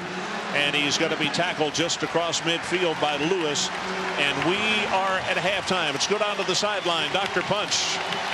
Coach, 21 points in the first half. How would you evaluate the play of Colt and company on offense? Well, they're a pretty good pass rush team. They got 38 sacks for a reason, and they're a little more pressure than we were anticipating. But Colts, really competed, as you saw, and and we missed 2 field goals, which hurt us. But hopefully we can get some turnovers by the defense in the second half and turn them into points. You've given up 21 points. What are your concerns defensively? Well, I mean, we haven't defended the pass very well, and I thought that we would do a little bit better job of that. I knew the running back might get his yards, but we got to make some plays in the back end. Hey, thanks, Coach. Okay, thanks. Ron? Okay, Jerry, thanks so much. We are at halftime, and our score tied at 21 apiece. Now let's go to Reese Davis, Mark May, and Lou Holtz for the college football halftime report. Gentlemen.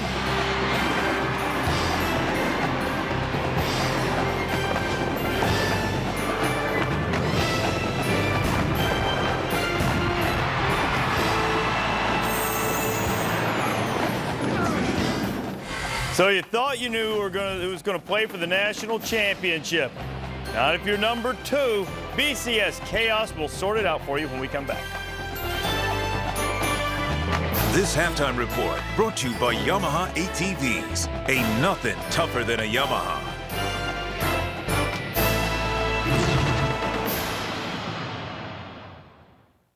The Panthers rumble with the Eagles at 8:30 on ESPN Monday Night Football. Taco Bell's Chicken Enchilada Grilled Stuffed Burrito. Marinated all-white meat chicken, melted cheese, and savory smothered enchilada taste. Wrapped up and grilled to go. For the taste of chicken enchiladas, think outside the bun. So you think you're a Family Guy fan? I am. Play an all-new Family Guy adventure that's too hot for TV with the Family Guy video game. Are you trying to get us sued? Family Guy from 2K. Yeah, it's that hot. Rated mature. Hey, you looking for a patty?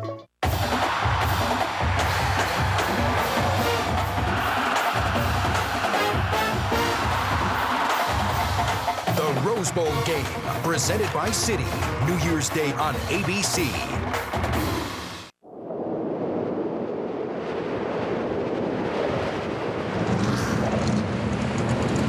Be ready. Be ready. Green flag, green flag.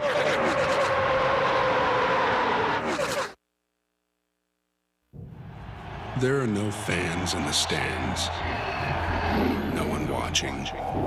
Go ahead. Hit the showers. You did good. Good is respectable. Good is admirable. Good is good. There's nothing wrong with good, but it's not great. Be great. Play up. The Western Athletic Conference. 2 out of every 3 Pontiacs sold have 200 horsepower or more. 2 out of 3 get 30 highway miles per gallon or better. They all come with the best coverage in America. In this holiday season, we tagged each one in red. And the price on that tag is the price you'll pay. Google Pontiac Chicago and check it out for yourself. For a chance to win big, see PontiacDrive.com.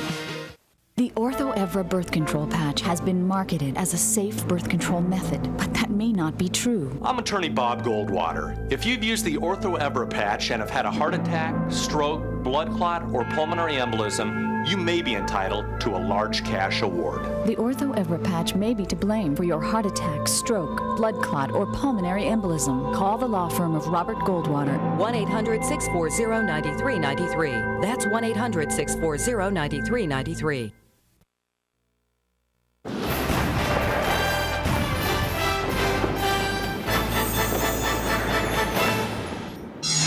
USC had beaten UCLA 7 straight times. Pete Carroll needed to beat the Bruins one more time. He'd go to the national championship game. Bruins had a 7-0 lead. This pass incomplete from Patrick Cowan, but holding in the end zone. That's a safety. Gets USC on the board, 7-2. Now later in the second quarter, still 7-2. John David Booty to the freshman C.J. Gable. He's going to dump it off to the freshman here, and why C.J. Gable? He avoids a tackle there. He's going to take it 16 yards for the first down for USC. And Gable now doing it on the ground. Well, UCLA had only given up 1 touchdown their last 2 games, and they gave up 1 to Gable here. Put the Trojans ahead 9-7. It was only the 7th rushing touchdown the Bruins D had allowed all season long. Cowan escapes the pressure and finds Marcus Everett. That would set up a Bruin field goal. UCLA back on top 10-9. First play of the fourth quarter, a 4th and 1, and Gable is stuffed by that Bruin D that allowed under 2 yards per carry to the Trojans on the day. 13-9 UCLA lead. Cowan gets drilled by Ray Mamaluga. What a stick right there. Wow. Crushing blow. But Cowan just bounces up saying, yeah, I'm ready to play. And then plenty of emotion on both sides. Bruins ready to answer the bell. They were offsetting penalties for the whooping and jumping at the hash mark. 2-minute mark. Third down play for USC. Booty, Steve Smith. First down, USC marching toward victory, they thought, until Eric McNeil made a spectacular individual play. And an athletic play by Eric McNeil. Look at there, he's got the house with the president in mind to come down with the interception for the Bruins. The Bruins then tried to run out the clock, but were forced to punt it away one more time. Any hopes that SC had at heaving one to the end zone ended when Aaron Perez unleashed a 62-yarder. I think you got to get on that ball, too. A lot earlier. The final moments, desperation heave went awry, and UCLA knocks USC out of the national title picture. They did a fine job. You know, really hats off to Carl. They did a great job to get this win today. You know, it could happen, and it did, and they did a fine job to get that done. So, you know, there's a million things we could talk about right now. We just didn't get our win today. You guys are known for so much offense. How were they able to limit you offensively? Yeah, it just didn't happen today. Dwayne Walker did a great job, and their whole staff. So, really just got to credit them today. I thought that's all I can tell you. With the national championship hopes now gone, what do you tell your guys in the locker room? We're going to go to the Rose Bowl.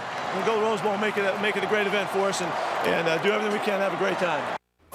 You know, Carroll's goal every year is to get his team to the Rose Bowl. Carl Durrell said, we'd like to give Pete his wish. He did? He did. Look at the difference. Pete mentioned Dwayne Walker. He's the new defensive coordinator for the Bruins this year. What a world of difference in the stats from last year's game against the Trojans when they got trounced 66-19. I understand there's no Leinart, there's no Bush, there's no White. It's a different USC team. But look, they had scored 20 points or more in 63 consecutive games. That's an NCAA record. To put that in perspective, the team in second place had only done it 37 times. A remarkable effort by the Bruin defense, but maybe some other factors just made it a little too tough for SC to be as sharp as they've been the last few weeks. Well, listening to Pete Carroll talk, here's a guy who just lost a chance to win a national championship, and he handles it with class, and he congratulated UCLA on the tremendous effort. As a football coach, you can only have a team emotionally ready maybe 3 or 4 weeks maximum. For the last 3 weeks, USC has had to play Oregon after they had gotten beat. They had to play California in a big game. Then they had to play Notre Dame. Now they're going over to play a team that had 66 points run up on them the previous year. They were not emotionally ready, and it's not anybody's fault. You just can't be at that peak. On the other hand, UCLA had an open date. They were ready. They were physical. They played tough. They had great leadership, had a great game plan, and they played a marvelous game and deserved to win. I think the key was the defense. UCLA's defense by far. What they did to the offensive USC was magnificent in this game. And Dwayne Walker, the defensive coordinator, had a great game plan, harassing quarterback John David Booty when he was in the pocket, flushing him out, making sure that he didn't get in the comfort zone that he normally gets in with this offense, and they stuffed the run. They were all over the place. The intensity, it was matched by UCLA, play after play after play. And here's the key. They took away the big plays from the USC offense. Their leading receiver is Fred Davis, their tight end, with 6 receptions, 68 yards. Dwayne Jarrett only had 4 receptions in this game. I think that was huge, but it was the intensity that was matched by the UCLA defense that won them the football game. And so the loss now by USC opens the door for perhaps Florida to make it to the national title game, although they would have to jump Michigan, but more pressing to the Gators on Saturday initially, winning the SEC title game against Arkansas. Florida jumped to a 10-0 lead, and late in the first half, Chris Leak, Percy Harvin, the freshman, 17-0, and it appeared that the route was on. Look at the scoreboard in the Georgia Dome. Now the Gators know that the door is wide open for them if they can win. So what did they do? Promptly threw 2 interceptions, including this egregious pick thrown by Chris Leak to Antoine Robinson on the shovel. And he takes it all the way in. It was poor execution on Florida's part, but a great play by Robinson. Couple of bad plays by Florida, and Arkansas just trying to be neighborly. Return the favor. Reggie Fish. Reggie, let it go. Stay on the 10-yard line. Don't even look for it once it goes over your head. Wandy Pierre-Louis. Touchdown, Florida. That's his name, Wandy Pierre-Louis. And then reverse. Pass. Andre Caldwell-Tate, Casey Gators up 38-28. Come on, Urban. Smile, Urban. Gotta be ready. Show me some dental work, Urban. You're the SEC champion, Urban. 38-28. So now Florida coming through. Who should play in the national championship game, in your estimation, against Ohio State, Florida or Michigan? I'd have to say the University of Florida with a lot of good reasons. But first of all, they're conference champions. Michigan's a great football team. They had their opportunity to play against Ohio State. They did not win their conference. Florida won their conference. They deserve the right to play. They may not be flashy. They may not get style points, but they do know how to win. They play very solid football. They play together as a team, and they come up with a big play. They have some young football players and some old ones that make plays. I like to say Florida, and the reason why I'm going to have to say Florida is because they earned this victory, and they played hard throughout the entire game. Yes, they made some mistakes on offense. Yes, they made some mistakes on defense, but it was a complete game by Florida. They scored 38 points. That's the most points this Florida team has scored against a Division 1A team since September. They finally put it together as a team effort, put points on the board. Their defense stepped up when they had to, and you look at their body of work, the teams that they defeated this year, Tennessee, LSU, now Arkansas in the championship game. I think if you match the body work against Michigan, it's got to be Florida that should play for the national championship. They faced 10 bowl-eligible teams, had the #1 schedule in the nation. That was prior to the game against Arkansas. But I think the question is going to be, and remember, 2/3 of the formula for the BCS, the voters in the polls. How many are going to switch and put Florida into the #2 slot? We'll sort all of that out for you on our bowl selection special, ESPN2, 8 o'clock Eastern time on Sunday night. Team that just barely missed that realm. West Virginia had a classic against Rutgers in the Big East. This halftime report brought to you by Yamaha ATVs. Ain't nothing tougher than a Yamaha.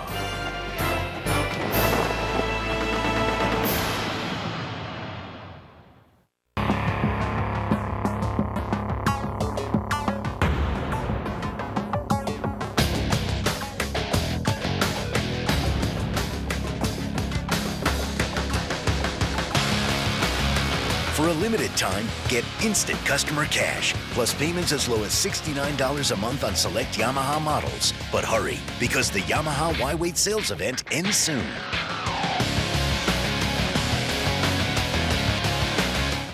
Miami Vice sizzles with action. Let's do it. Sex and the visceral jolt of life from the edge. They got eyes on us. Fire. Miami Vice, available Tuesday on DVD and HD DVD. Find the perfect gift at Zales Bonus Dollar Sale. Now through Sunday, save up to an extra $1,000 off store-wide. Find the perfect gift at Zales, the Diamond Store. Heat. Enemy of engines.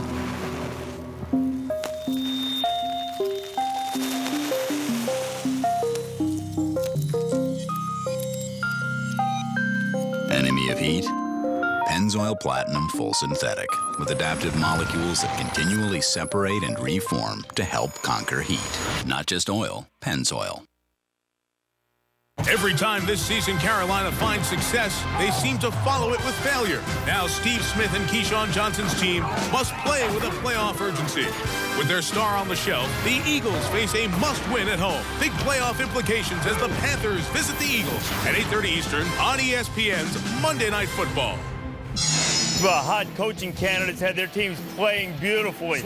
Rutgers and West Virginia, second overtime. Steve Slayton scores, tie the game at 33 and keep the Mountaineers in it. Third overtime, Jarrett Brown, who's playing for the injured Pat White. White didn't play at all in this game. Brandon Miles, touchdown. Terrific catch by Brandon Miles.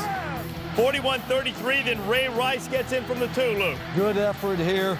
Had difficult running all day, but got into this time. Needed the 2-point conversion to tie it, and as you've guessed by now, Teal's pass is broken up. This means Louisville going to the BCS, likely to the Orange Bowl. They'll take on the champions of the ACC, Wake Forest. Nebraska and Oklahoma. Paul Thompson to Malcolm Kelly. What a great throw here.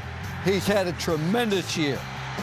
Kelly caught a Big 12 title game record, 142 yards worth of passing, 10 catches, none better than that one-footer that he gets down. Oklahoma's going to the Fiesta Bowl, 21-7 over Nebraska. So this is the projected BCS matchup, the title game. Well, we're hedging our bets. You guys have already said that you think it should be Ohio State and Florida. Rose Bowl will have USC, now champions of the Pac-10, against LSU or Michigan if they don't make the title game. I guarantee you, Ohio State will be playing in the BCS title game. That's a very good way to get out there on the I got that from Lou. Wake Forest and Louisville, the likely matchup in the orange, and Oklahoma. That's a shot at Boise State. Why can't Boise State play for it? They're undefeated. They won their conference. There's an issue with the level of strength. Just a question. Not to take anything away. Boise State's had a wonderful season, very dangerous team. Oklahoma will find out in the Fiesta Bowl. That's the projected BCS matchup. Second half from Hawaii coming up.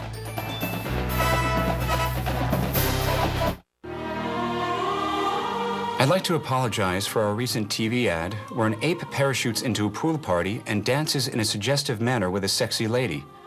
We produced this ad because a recent survey showed that ape tops dog, otter, and rat as the animal most associated with pool parties. Nevertheless, we apologize. Rolling Rock is a classic extra pale lager with a rich tradition, and we regret this lapse in judgment. And Ferguson on the 17th. Oh, that's trouble.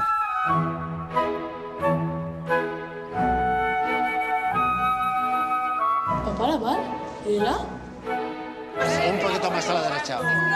Increíble. He's looking right at it. It's there.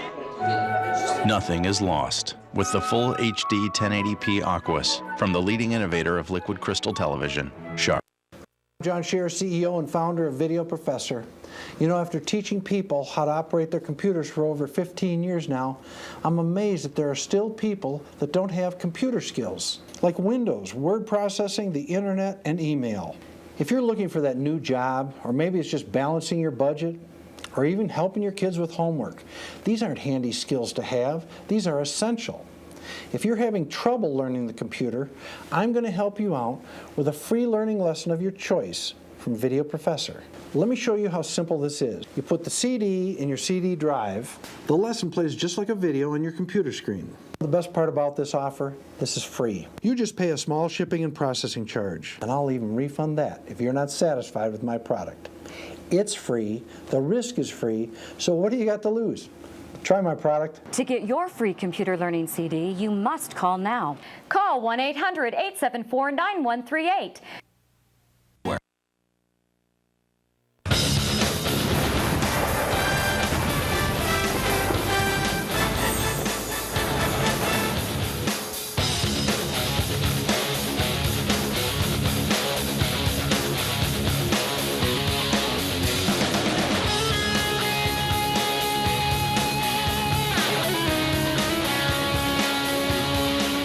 So we are back.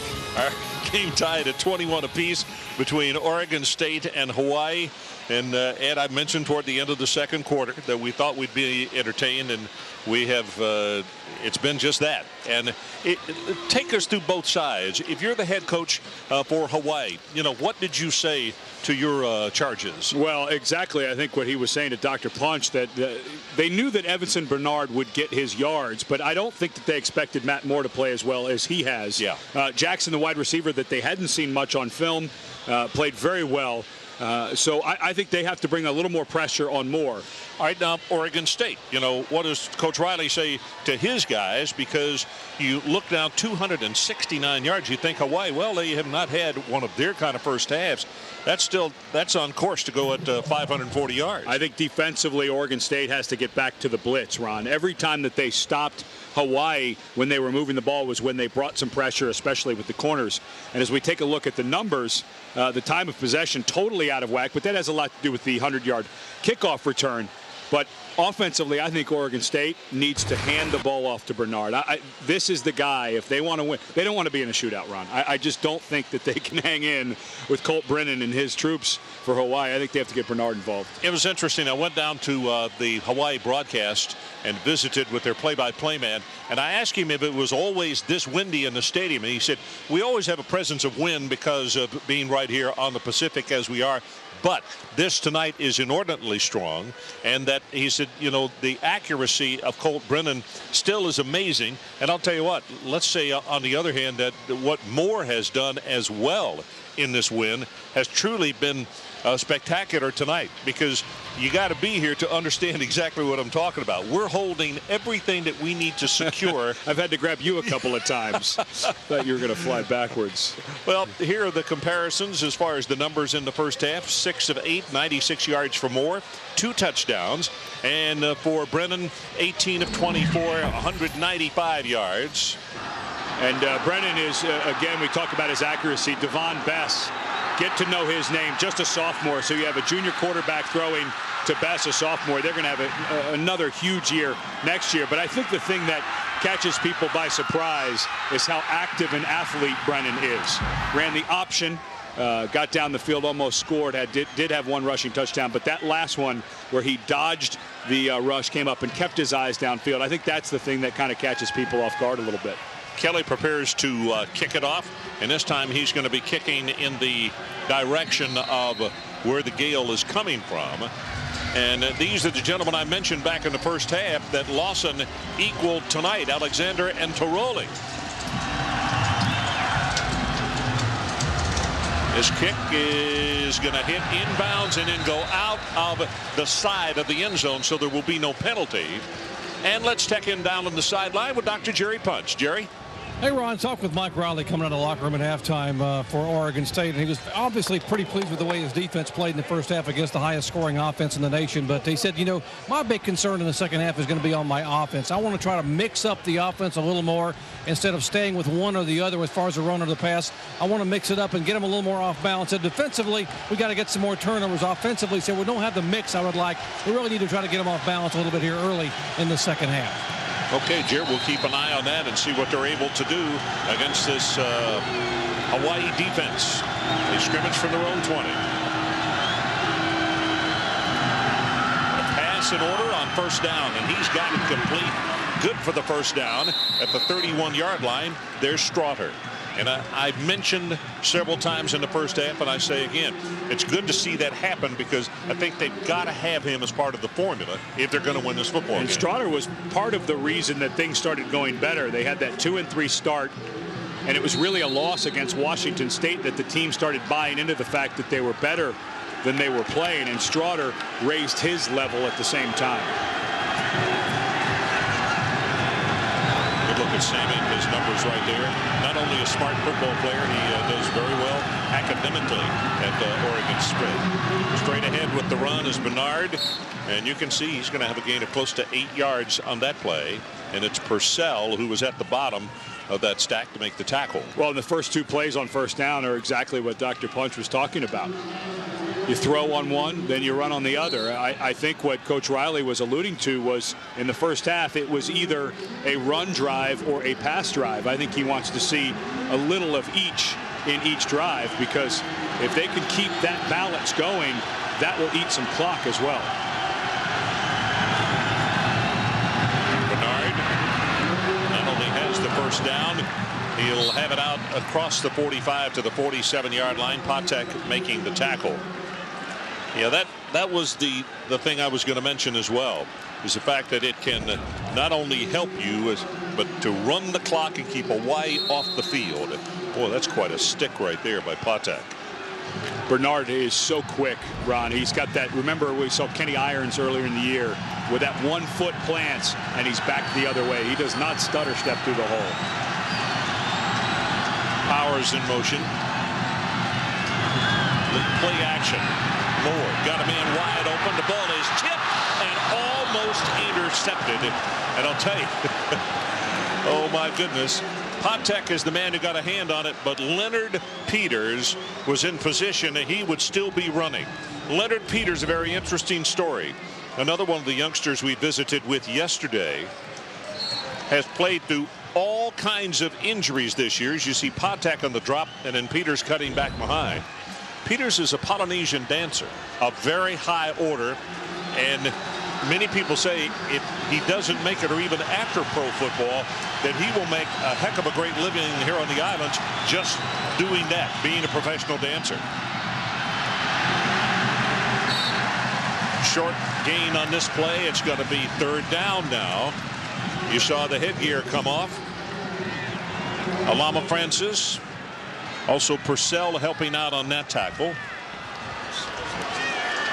Purcell's the man who lost the headgear. And now Oregon State behind the sticks at 3rd and 7. Jerry Glenville has not brought a lot of pressure. They run out of a base 3-4. I think Coach Glenville is going to bring some pressure on this one. Only the 3rd time tonight that they have had a 3rd down situation. Sets, dumps it out, and boy, the hit was made immediately. Incomplete pass.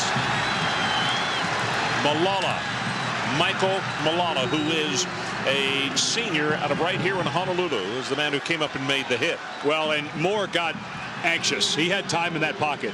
Glenville did not bring pressure, and the offensive line did a sensational job, and Moore came down to the running back too soon. He had Newton, the tight end, running an out route down the field. This is the first time that Oregon State has punted in the ballgame. High pass, but he gathers it in well, and here's the boot, end over end. Going to hit it to 10 and takes a huge Oregon State bounce. Folks, that ball just went out of bounds at the 1-yard line. Loomis with the kick. 49 yards, but the damage that is done, he has Hawaii 99 yards away. So let's take a timeout. Tied at 21. We'll be right back. When you make your living strapped to a 2,000-pound bull, you not only gotta be tough, you gotta be quick on your feet. That's what's so cool about my new Yamaha Grizzly 700. It's not only tough, it's the only ATV with electric power steering and fuel injection. The new Grizzly 700 FI ain't nothing tougher. Now get a free 2-year warranty plus a $400 Warren winch for just $69.95. Time of dragons. Some dragon riders will come again. You're the next rider.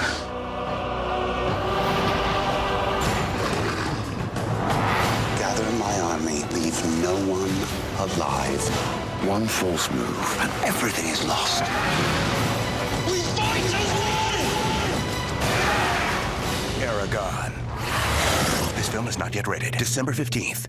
The most important part of my learning as a musician has been to constantly relearn to listen to everything. By the time I was 20, I'd heard probably as much as anyone, you know. All we did was listen to records and not say a word and listen till I think I've heard everything I can hear and then make a statement. Discover great music with the Sansa Rhapsody, the first MP3 player that brings the music to you. Like Eric Clapton and J.J. Cale's The Road to Escondido. Learn more at Rhapsody.com. When I was 12, I saw the ocean for the first time. I couldn't stop thinking about it. So I decided, one day, I'm going to have a house right on the water. And then, if I have kids, they can live there. And, you know, maybe their kids can have the house after them. You once made a promise to yourself about your future. At John Hancock, we have the products you need to help build, protect, and sustain the future you've always wanted. John Hancock, the future is yours. So we are back. I think some shots again from last night at our hotel where they had the lighting of the Christmas tree. Is that the type of dancing that Leonard Peters does? No. He does with fire and also with knives.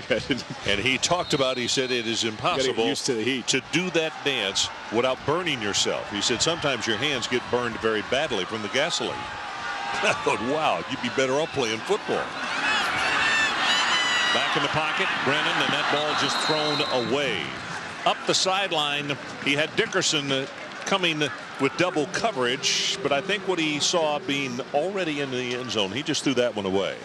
Well, you saw the missed field goals early on. Of course, the wind wreaking havoc on these kickers. Dan Kelly, who had only missed one kick all year long.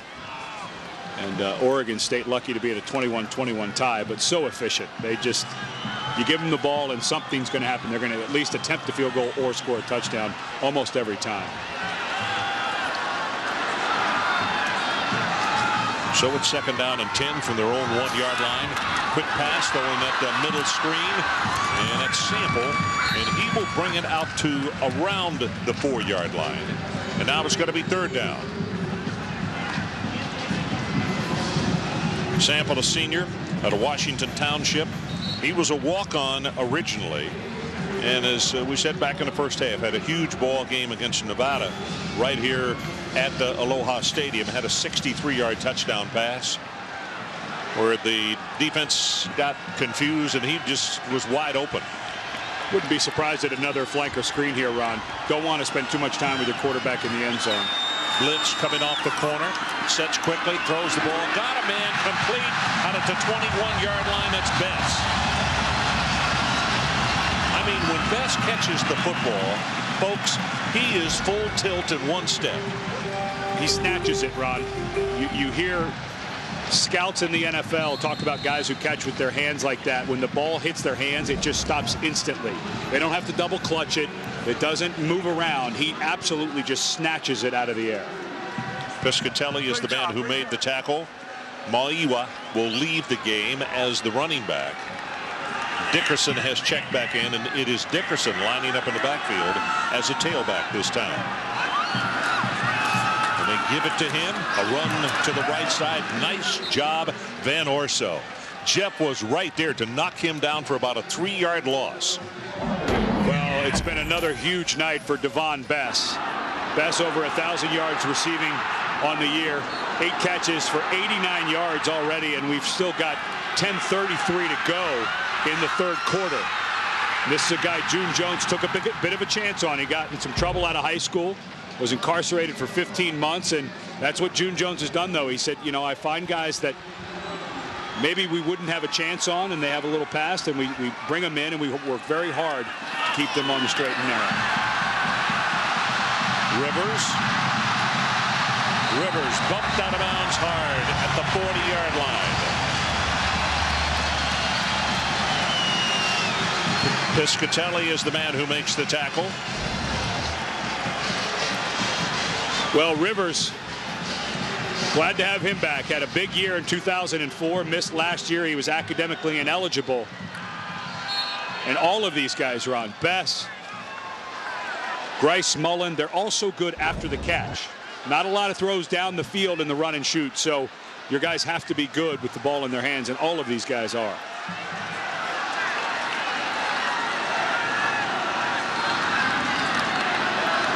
From the 42. Got this one complete. Going to be a gain of about 10 yards to Sample. Tackle made immediately by Francis.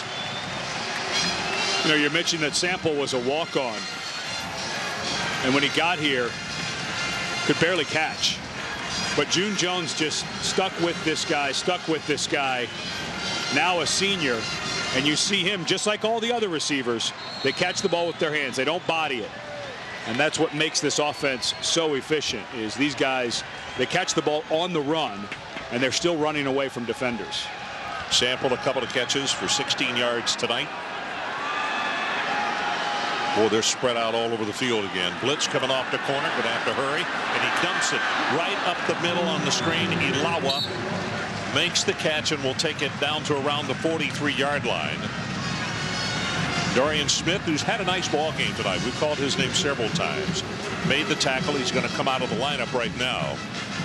Well, we'll take a look at Colt Brennan's pass chart, and it'll show you why the receivers have to be so good after the catch. They just don't throw the ball down the field very much. It's a quick rhythm passing attack. You were the first when we were watching film about how quickly the ball gets out.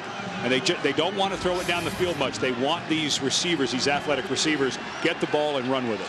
Well, you also lessen the likelihood of sacks. The defensive line simply can't get there. What you have to do is put linebackers in position to cut off routes, as that's going to be another first down. And now all of a sudden Sample has become the favorite target, and for some reason they have found out that defending him, they're not doing such a good job. You know, the only way you could really stop this offense, and stop means hold it to 21, 28 points, is if you play man coverage all the time and you're able to get pressure. And Oregon State choosing to play zone. And it was funny yesterday, Colt Brennan said, June Jones loves zones. We'll figure out a way to pick apart a zone, and that's exactly what's happening so far this evening. Tied at 21. Hawaii driving. There's that middle screen again to Rivers. Rivers inside the 30-yard line. That's going to be a gain of about 8.5 yards on this play. And now Hawaii, it seems as though, getting into a rhythm as Oregon State has a player down. That's one of their best pass rushers, Jeff Van Orso. Yeah. They don't want to lose him. Of course, Van Orso will always be remembered as the guy who deflected John David Booty's two-point conversion against USC to preserve the 33-31 win. He's a very consistent ball player. The coaches say, you know, equally adept at stopping the run as also to being a good pass rusher. Hopefully he is okay and will be back on the field shortly. Well, Colt Brennan's really in some rhythm right now, Ron, and they have not blitzed. Oregon State has not blitzed on this drive. I think it may be time to try to get him out of rhythm with a blitz.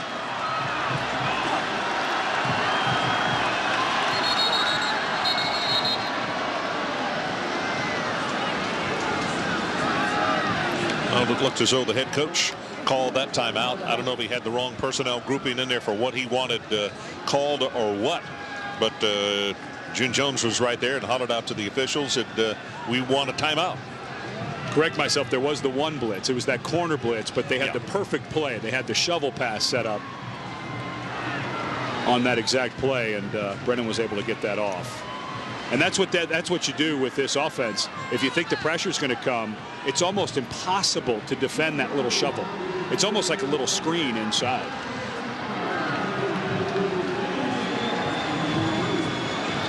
Sunday night, join Reese Davis, Mark May, and Lou Holtz for a complete breakdown of each and every college football bowl game.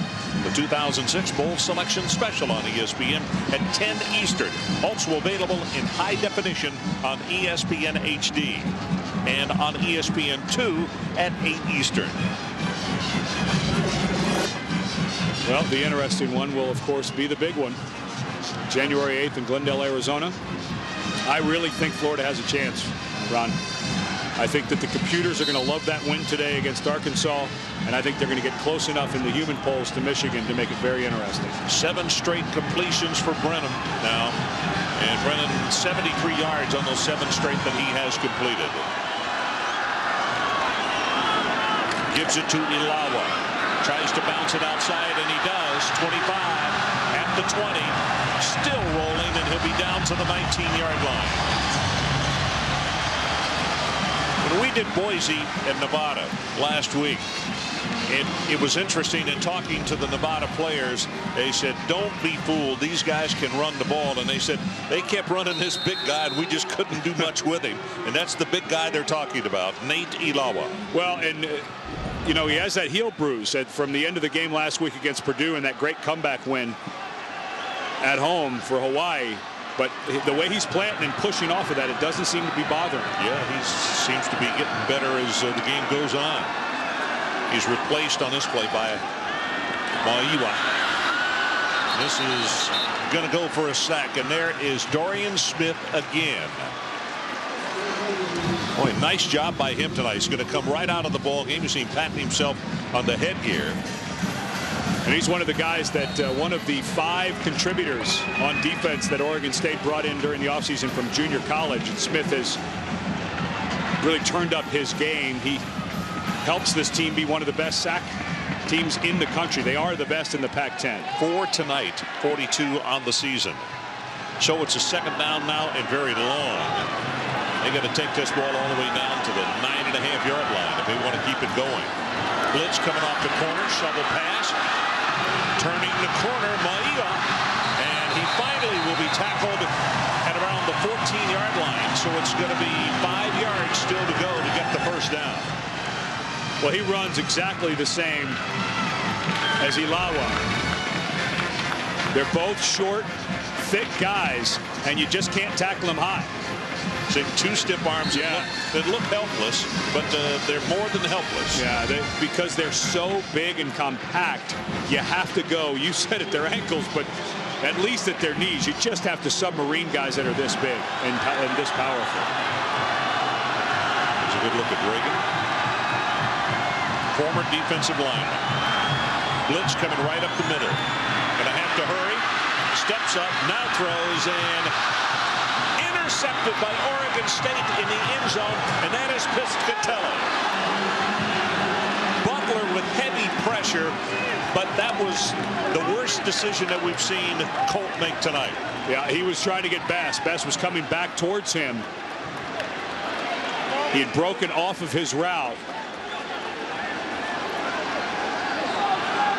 And they're calling a timeout, maybe to review this play.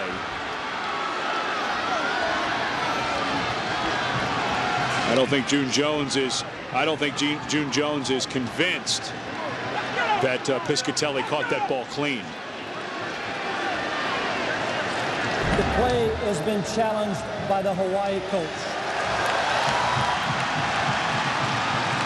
Well, here's a look at it right there, and I'm not sure from that angle. Yeah, it looked like he may have gotten his hands under it. I'll tell you, by the reaction of his teammates, that's the reason I thought that there was no question, because they reacted like, that he did have an interception. Well, I think that first look was a better look. Let's see if this one's any better. It looked to me like his right hand got under the ball. Oh, Bess fell coming out of his break, Ron. Yeah, it looks like he got his hands under it. It sure does. But you know, Brennan was throwing to a spot, and it was actually Davone Bess stumbled coming out of his break. So it was actually a stumble by the wide receiver. Let's go down the sideline. Dr. Jerry Punch, what can you add to the situation, Jerry? Well, guys, as soon as the interception or proposed interception was made, Colt Brennan turned to his head coach, June Jones, and signaled it was not good. He went over to plead his case, and that's what prompted June Jones to make the challenge. His quarterback came to him and said the ball hit the turf. He was signaling no good with his hands, ran over to the coach, and thus the coach, respecting his quarterback's decision, opted for the challenge. Okay, Jerry, that's great hustle right there. After reviewing the play, the ruling on the field stands. It is confirmed it's an interception. First down. Well, that's a tough one. You always want to say it's the quarterback's fault, but Bess coming out of his break, and Brennan was putting it right on the spot. Piscatelli, the safety over the top, takes advantage of a receiver slipping out of his break. So 14th career interception.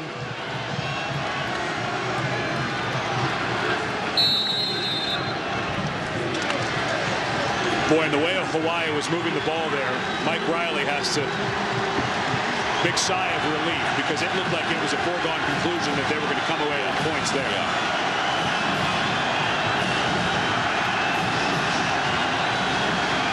Well, the crowd trying to help him out here. First down at the 20-yard line. Moore sets deep in the pocket, going to go on top, has a man at the 40. He has got it. Straughter at the 10, at the 5, touchdown.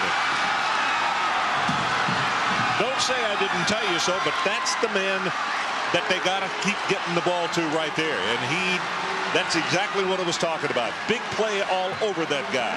And in one play, following a big turnaround with the interception, Oregon State on the board again. And that's just straight one-on-one. It was a stop and go, and Gerard Lewis bit on it. The impressive part, though, Ron, after the catch, Straughter runs away from Lewis. Lewis was actually gaining ground as Straughter had to catch that ball, but as soon as he got it, he increased his lead over Lewis, but Lewis bit on the little fake to the hitch over the top. Starting with the extra point attempt. He's got it. And with 5:08 left to play in the third quarter, our new score is Oregon State 28 and Hawaii 21. Let's take a timeout. Straughter with an 80-yard touchdown reception. There are no fans in the stands. No one watching. Go ahead. Hit the showers. You did good. Good is respectable. Good is admirable. Good is good. There's nothing wrong with good, but it's not great. Be great. Play up. The Western Athletic Conference.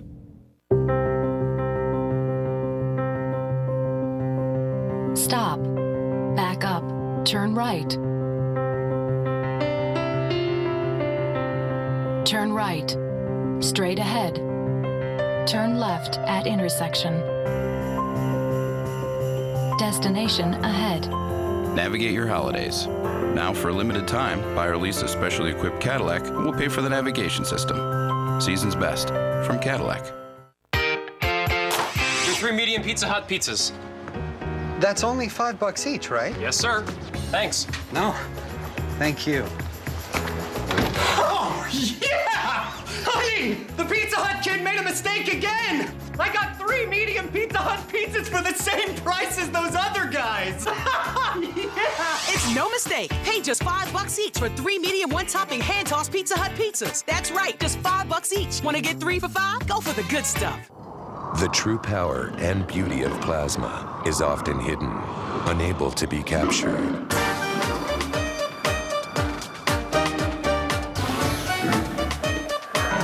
Only Hitachi original technologies unleash the most lifelike color and detail in plasma. Introducing the world's highest resolution 42-inch plasma HD TV, only from Hitachi.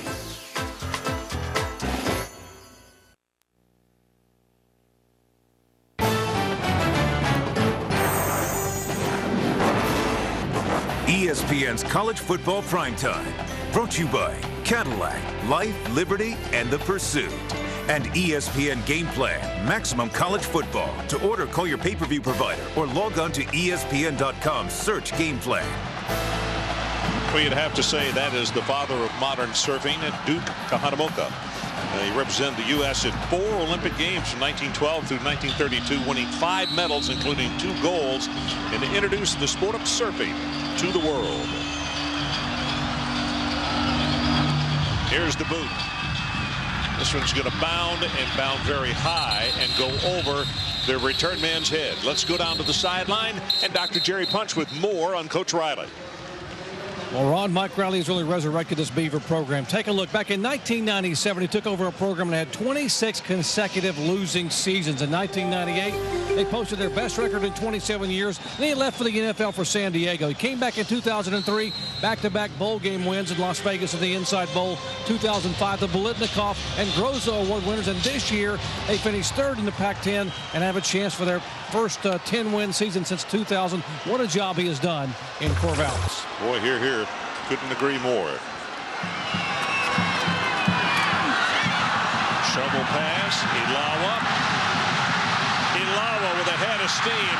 And if you don't think 256 pounds can ramble, just go back and take one look at that.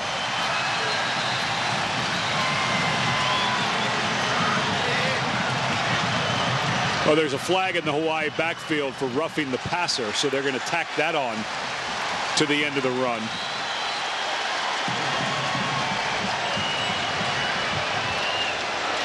Hard to see it with all the paper out there on the field. Yeah, that was a helmet to hit. Yeah, Naaman Frank. You duck your head, they're going to call it. But boy, contact to the head.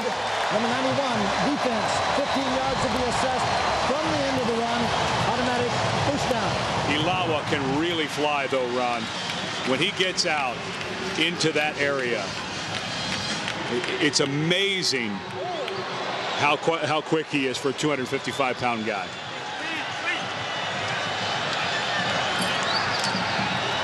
So just like that, with the penalty and the 34-yard advancement by Ilawa, they have now flipped the field, so to speak, on Oregon State. Brennan steps up, drills the ball, got it to Bess, and Bess will take it inside the 15 to the 14. Christic makes the tackle. You know, one of the things yesterday we were visiting with June Jones that he talked about that he does with his team is he puts a lot of pressure on them internally. he allows cameras into the locker room. He tells them how good they are, and he compares them to some of the great players he coached in the NFL. He does that on purpose because he wants them ready for these types of moments. Down 28-21, national TV, how are you going to react? And it's not new to them. This doesn't feel new to Hawaii. About to go under 4 minutes to play, third quarter. There's that middle screen again. Still dancing around as Sample. And Sample's going to wind up losing yardage, an abundance of it after he continued to run behind the line of scrimmage. Yeah, at some point you just need to fall forward and not try to lose. What did he lose, 6 yards on that one? 5? Yeah, it is going to be about 6 yards on the play.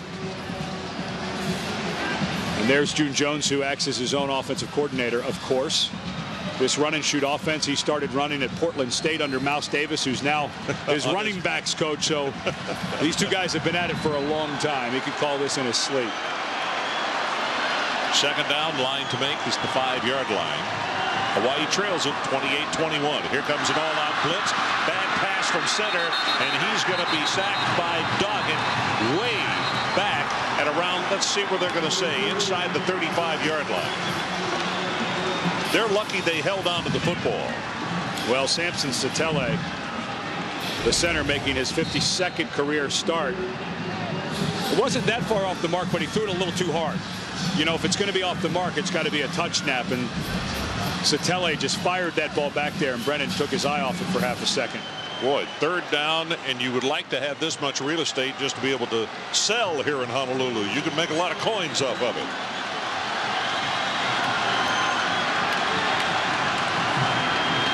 Shovel pass. Ilawa runs over a man, and he almost picked up the first down. What do you do here? Do you kick the field goal, or do you go for it? Well, the adrenaline and the momentum says that June Jones may think about it, but I think he should take the points. You've got a kicker, although he missed 2 long ones earlier. Kelly's been automatic this year. I think you got to put the points up. Piscatelli is the man who finally put the stopper on him.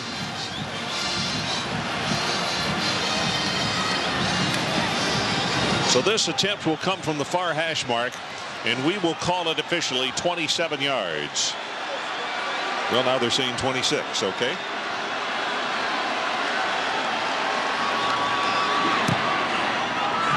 And he got it. So 1:39 left in the third quarter. New score. Oregon State on top, but now by only 4 points.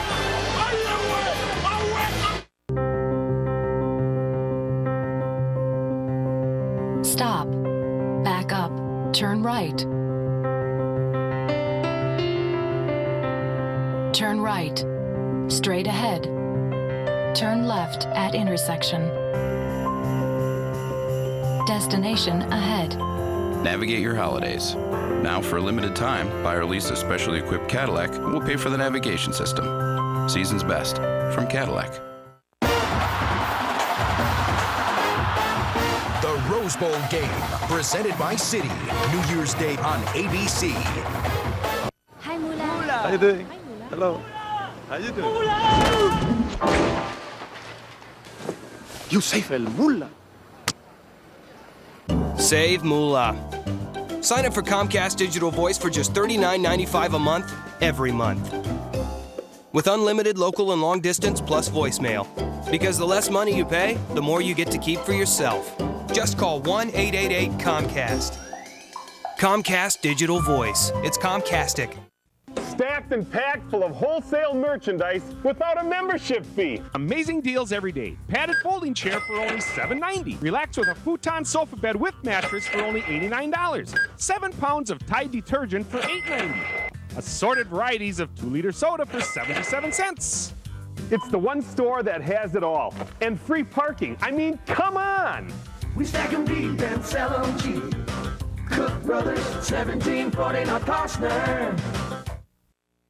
Every time this season Carolina finds success, they seem to follow it with failure. Now Steve Smith and Keyshawn Johnson's team must play with a playoff urgency. With their star on the shelf, the Eagles face a must-win at home. Big playoff implications as the Panthers visit the Eagles at 8:30 Eastern on ESPN's Monday Night Football. So we are back. Good look at Ilawa on the bench. Played a big part in putting that team in a position to kick a short field goal. Here comes Kelly.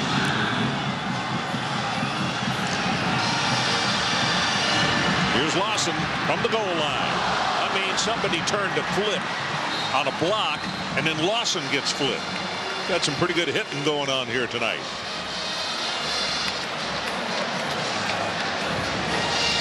Well, now with more coming out, seems like every time Oregon State has been going out on the field round, they've either been tied or behind. Now with a lead, I think it might be Bernard time. Well, Hawaii's not led in this ball game. We've had 3 ties. Yep. But Oregon State has been on top all the way.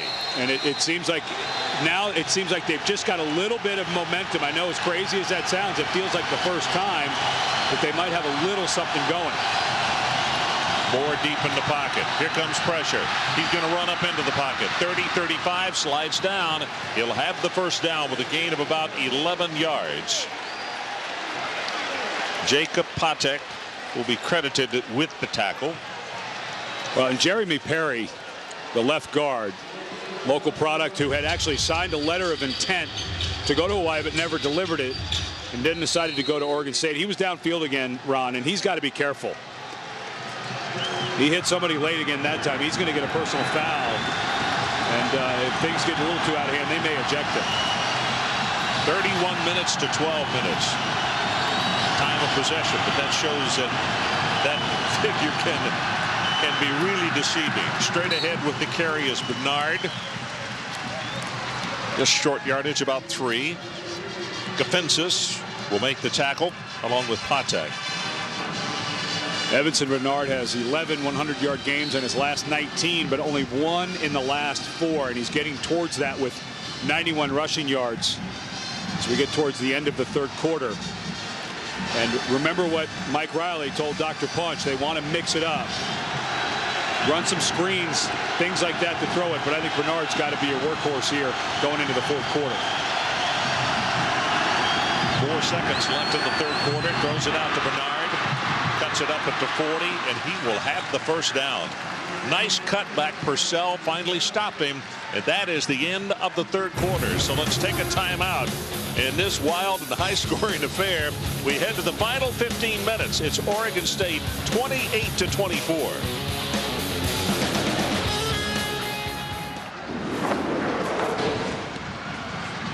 The Panthers rumble with the Eagles at 8:30 on ESPN Monday Night Football. Stop. Back up. Turn right. Turn right. Straight ahead. Turn left at intersection. Destination ahead. Navigate your holidays. Now, for a limited time, buy or lease a specially equipped Cadillac and we'll pay for the navigation system. Season's best from Cadillac. Hey guys, Santa and I are gonna go to the Home Depot. You coming? Shotgun. Right now, get no payments, no interest store-wide till January 2008 with your Home Depot consumer credit card. Everyone's getting great gifts at the Home Depot.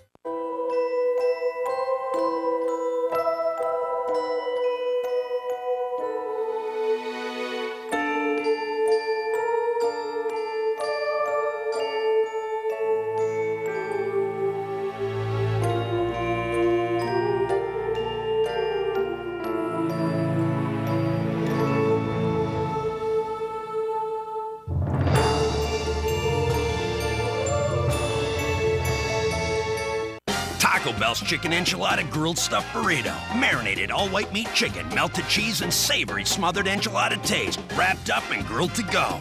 For the taste of chicken enchiladas, think outside the bun. I was gonna steal some credit card numbers to buy that new Z52 Superfusion telescope to try and see Uranus. Then I realized I could live like some playboy. I mean, look at me, I'm all hot. And when I'm not chilling with my ladies, I'm racing up the sweet Hawaiian coastline. Uranus is cool and all, but I want it all now. Right, Eugene? Totally. Rated E10 for ages 10 and up. A diamond is my ticket out of town. Is it possible that you don't care how many people die because of the deals you do? Will God ever forgive us? Leonardo DiCaprio, Blood Diamond. Rated R. Starts December 8th. I'm Dallin Hart Jr. Welcome to Wrangler Jeans Company, a new generation of Wrangler. New fits, new comfort, new styles. Wrangler Jeans Company, a new generation of Wrangler. New fits, new comfort, new style. So we are back. Christmas in Hawaii. As we mentioned, the official tree lighting happened last evening. And I believe a parade, was that last night or tonight, was going to occur? Well, I know those fireworks, I think, were in my deck last night. It got very loud, didn't it? First down from the 48-yard line. Moore. Got a man, and he's got it. That's Powers. Powers inside the 30-yard line and stopped at about the 27. Well, this is a really good throw by a senior quarterback.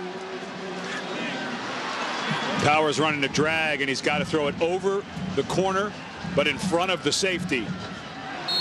And this is at UCLA. This is what they thought they had with Matt Moore last year. Oregon State, he still didn't play that well. But Matt Moore has really turned into the quarterback that a lot of people, he's from Southern California, thought he was going to be as a college quarterback. 1st and 10.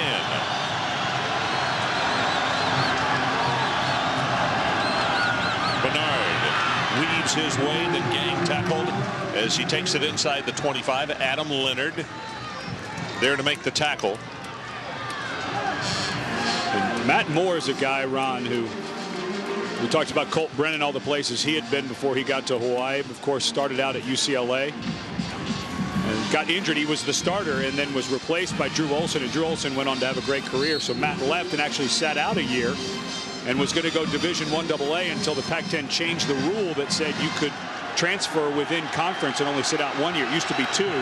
So when he came to Oregon State, he was eligible right away after sitting out that year. Second down. Blitz coming from the deep in the secondary. Pass is underthrown.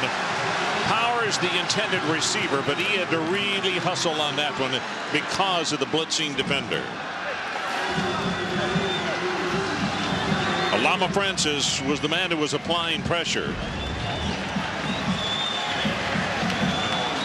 Alama Francis did a great job getting a slap, moved to the inside.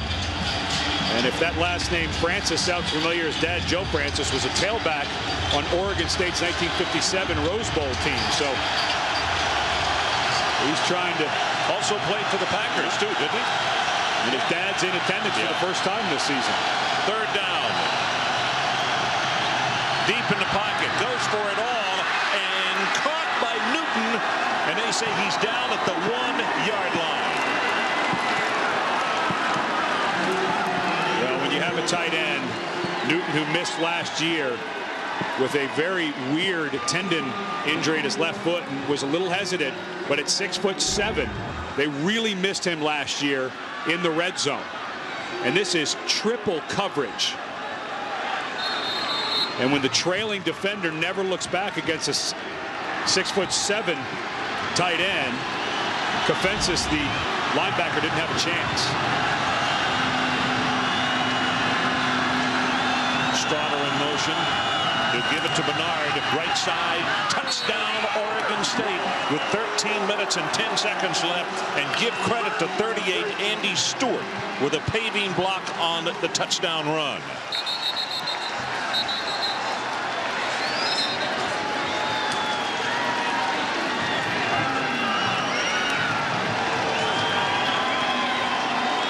Well, Bernard, the numbers on him tonight, 15 carries, 95 yards, and a touchdown. Well, that's exactly at the top of the show. Well, the officials and coaches from Oregon State, these officials, Ron, they're just having a hard time keeping control of this game. I mean, the coaches, they're all the way down inside the 10-yard line. The extra point attempt up and good.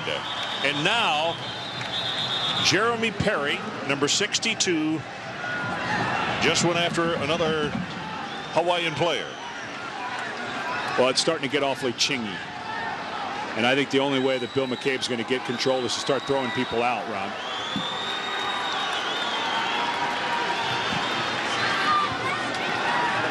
The try is good. After the try was over, personal foul, number 67 defense, illegal hands to the face. The penalty will be assessed on the kickoff. Lafaela, the nose guard. So let's take a timeout. 13:10 remaining, and Oregon State now extends its lead as Bernard scores.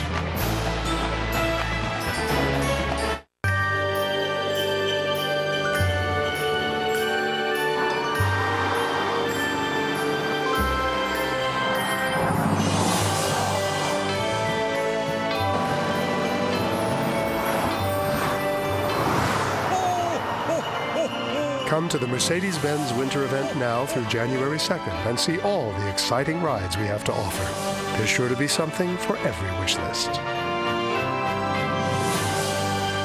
All right, boys, let's sit up straight. We are Marshall!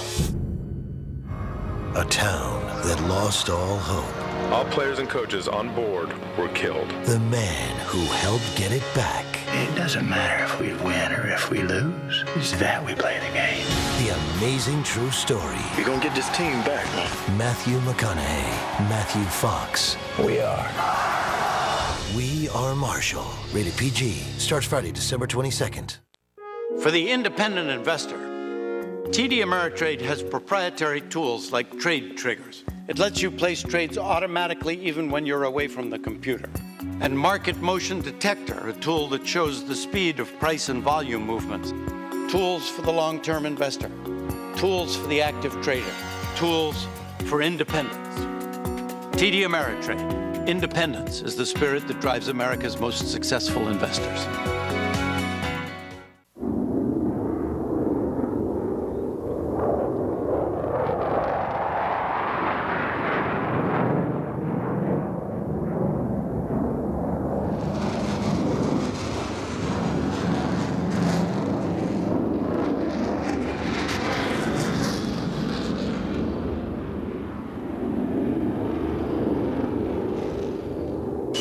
Experience more at DoSomethingAmazing.com. So we are back, and let's, with the score 35-24 now, look at the quarterback comparisons. Moore, 245 yards, 3 touchdowns. And Brennan, 346 yards, a touchdown, and a very, very big interception. Yep, down around the goal line. And that is where Hawaii has been so efficient. Nearly 80% of the time they get in the red zone, they come away with a touchdown. And Bess came out of his break, stumbled a little bit, and Piscatelli was able to get the interception.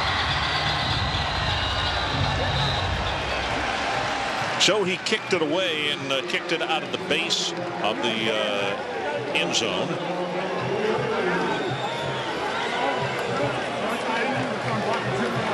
Perry being attended to over on the near sideline.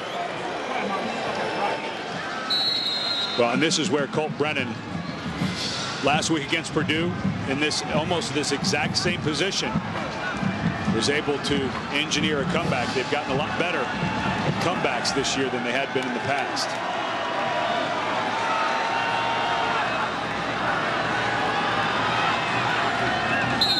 See pressure coming off the corner, and now whistles and flags. False start, number 72. Offense, 5-yard penalty, still. Uparesu, number 72. Dane, a senior, came out of his stance. Well, and now Oregon State, Ron, I think with an 11-point lead, one of the things that Colt Brennan said that teams have tried to do is play kind of an umbrella, a 2 or 3 deep zone, and just keep everything in front of them to make Hawaii earn it. And I think that's where Oregon State may be in that position to do that. Don't know that they need to bring a bunch of pressure, make them earn it and see if they can't burn this clock out. You see him stepping up right there. They want up to like 10 men in the box, and Brennan's just going to hold on to the football and pick up 5 yards. LaRock was over there to force him out.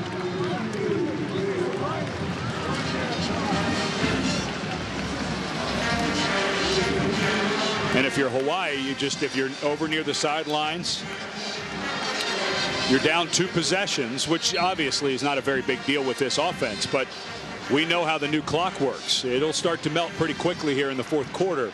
And so June Jones needs to be telling his specialists, if you're over near the sidelines, just go ahead and step out. We'd rather you get out of bounds and get an extra yard or 2 and stay inbounds.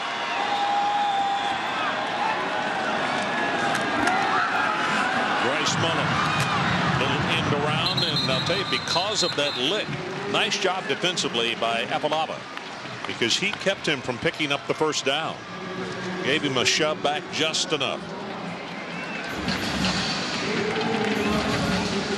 And you're just thinking about first downs. Stay in your rhythm if you're Hawaii. And on 3rd and short, one of those big tailbacks might get the call in between the tackles. Hawaii 5 of 10 on 3rd down conversions tonight.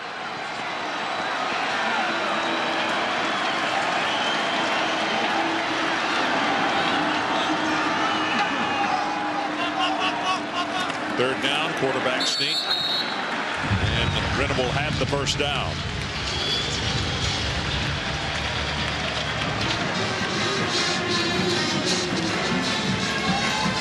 And the reason I think that Hawaii needs to maybe just hurry up a little bit, Ron, is Oregon State has been so efficient on offense tonight.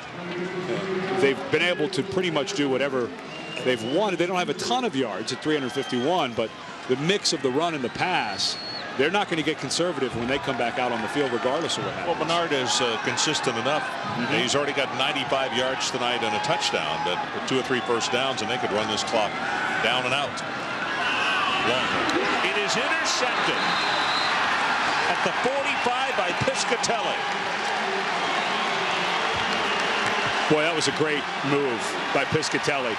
6'3", 225-pound free safety. He's a big guy. You don't expect him to play the pass this well. And he undercut the receiver perfectly. Piscatelli right here, working on the slot. Comes out of his break. I believe he's working on. He was working one-on-one on Dickerson and just cut right underneath of it. Good read by your senior safety. Well, we'll see if that one right there leads to the nail in the coffin as far as the Warriors are concerned. Under 11 and a half minutes to play. Try to run I think he was going to try to throw the ball. But Jackson finally turned it upfield. It sure looked like he was going to stop and throw it. It sure did. Yeah. Well, Piscatelli, he's from Boca Raton, Florida, and he came out to Oregon State first. He was a high school teammate of Bernard's. And it was actually Bernard, Evanson Bernard, who talked Piscatelli into coming out for football, Boca Raton High School. He's the one who picked off Colt Brennan for the 2nd time tonight.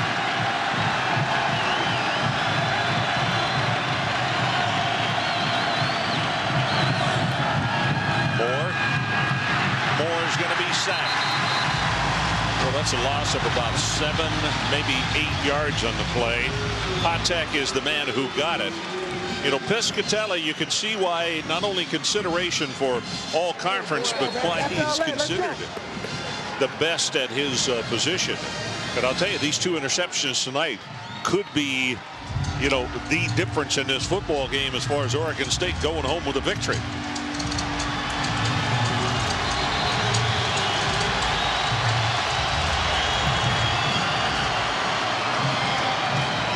Resetting the 25-second clock. And let's check in quickly with Dr. Jerry Punch. Jerry? You mentioned Bernard and Piscatelli both went to Boca Raton, Florida High School. You know, Bernard wanted to play for Miami. He wanted to be a Hurricane. Piscatelli wanted to go to Florida State and be a Seminole. Neither one heavily recruited. They come out here to Oregon State on the West Coast, 3,000 miles away, and both become award-winning players. Wow. Yeah, something tells me Mickey Andrews would love to have Piscatelli in that secondary of his. Pressure is on. Ball is thrown completely away. And I'll tell you what, Reuben Jackson made an extremely smart move to the outside as a late flag comes in. He saw that ball was going to fall just helplessly, and he knocked the defender down to play a little defense himself, because that interception would have gone the distance. And Jerry, give credit to Jerry Glanville for a great call. He brought Adam Leonard with Matt Moore, had his back turned to him, didn't even see Leonard coming. Well, they had ineligible because they were trying to set up a screen. Of course, they're going to decline that to get the 4th down. And Matt Moore just had to throw that thing away and got it beyond the line of scrimmage. So that's why they'd call a lineman downfield. Hawaii actually brought 2 from the top side, but it's the outside man, Leonard. Boy, Leonard's got good speed. You know, they were young men. Offensive pass interference, number 2 offense. The penalty is declined. 4th down. Oh, they got Jackson for blocking downfield because the ball was thrown beyond the line of scrimmage is why they would have called that. Yeah, it makes sense. I still think what he did was a smart thing. Absolutely. He was making sure that the kid from Hawaii did not make the interception, which could have cost him 6 points. Loomis in the ball game to punt. He's been quite a weapon tonight. He's come up huge every time they needed a big punt. And he fumbles this one, and he loses the ball. Hawaii is going to have it at their own 43-yard line. Well, Loomis is a true freshman.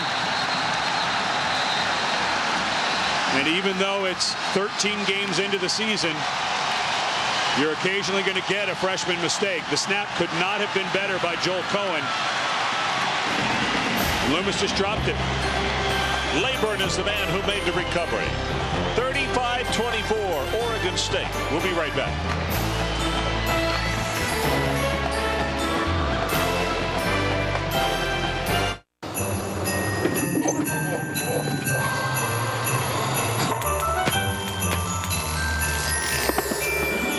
It's that magical time of year. Get a special lease offer on a C230 sports sedan with a powerful 2.5-liter V6 at the Mercedes-Benz Winter Event, now through January 2nd. There's never been a better time to get that Mercedes-Benz on your wish list.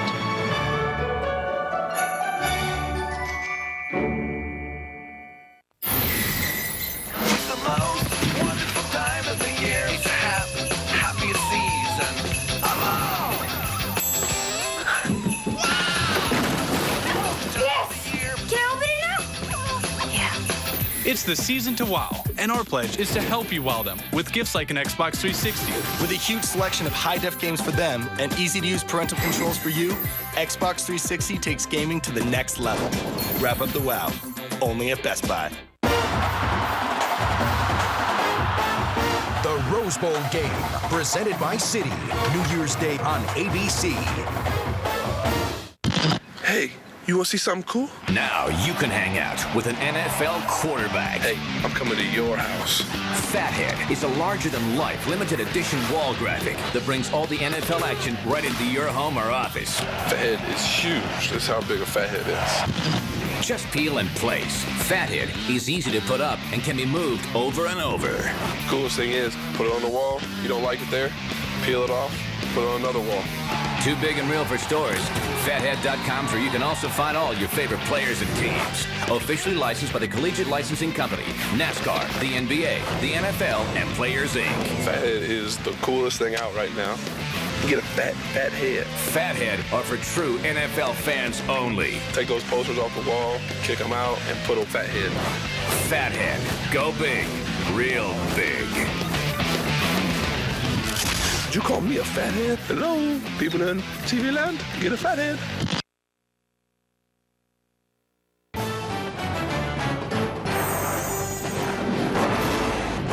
ESPN's College Football Primetime, brought to you by Mercedes-Benz, located on the web at mbusa.com. Beautiful sunset right there. Well, Loomis, I'm just bragging away on him about how consistent he has been tonight, and doggone it, he just dropped it. He just took his eye off the football. The snap was good. This is the best starting position by Hawaii tonight. Quick out pass. That's Bess. Yards after the catch. That's where he is really, really good. Got to be a play of 11 yards. Quick and fast, good hands, good vision. He's the whole package, Ron. He really is. And last year when he came in as a true freshman and picked up the system very quickly, this is a very cerebral system for a wide receiver. They have caught 12 touchdown passes in the fourth quarter this year. Ma'iwa checks into the ball game, number 34. Blitz coming right up the middle by Oregon State. Going to go on top. Man is there and couldn't adjust to it. Bryce Mullen, for some reason, did not begin to veer to his right. That ball was close enough, I thought, to have been caught. I don't think he got his eye on it quick enough. But as good as Brennan was in the first half, he hasn't been quite that sharp here in the second. The interception, the one in the end zone where Davone Bess came out of his break a little funky, not really his fault, but the one where Piscatelli undercut Dickerson, and then that ball there, we're so used to seeing him being more accurate than that. We missed 6 in the first half and 4 here in the second half. Here comes pressure, got a man right over the middle.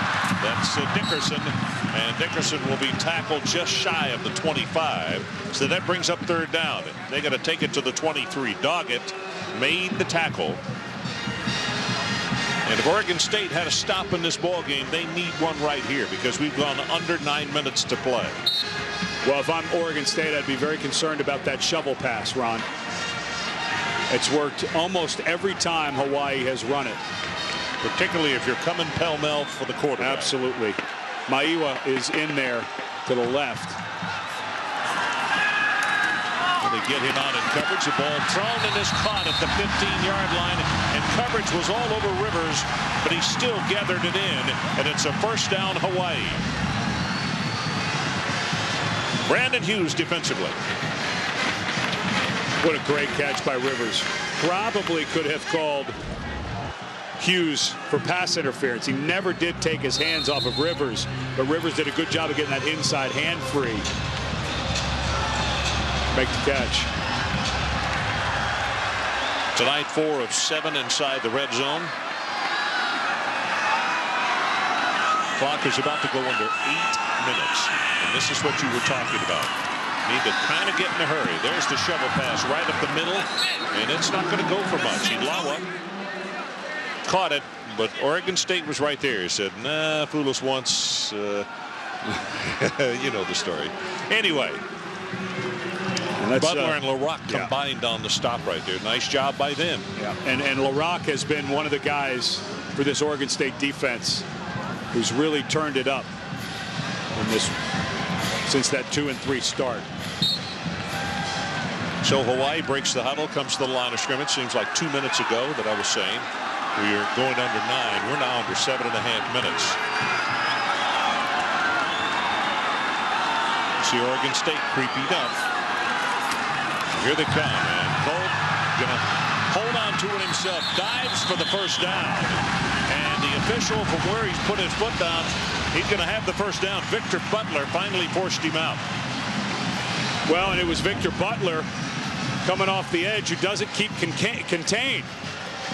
There's just no reason for Butler to come all the way down inside. Backside end, stay as deep as the ball, and if you don't know where the ball is, stay as deep as the deepest man.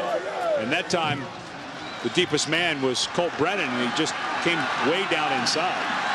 So it is a 1st and goal, and the ball is just inside the 5-yard line. Actually, they're saying the 4. Looking, goes for the end zone. That's going to be well overthrown. And again tonight, even though the wind has dropped off some, passing going left to right as they are right now, Oregon State had the same trouble. The ball, it really takes off on you. It's interesting that Brennan goes all the way over to June Jones every single time. They had some troubles with some communication issues, the receivers coming in not knowing exactly what Coach Jones wanted called, so he's changed his system, and Brennan just immediately goes right over to the head coach between each play.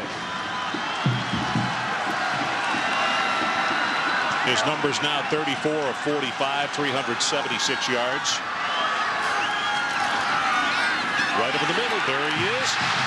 Touchdown, Bryce Mullen.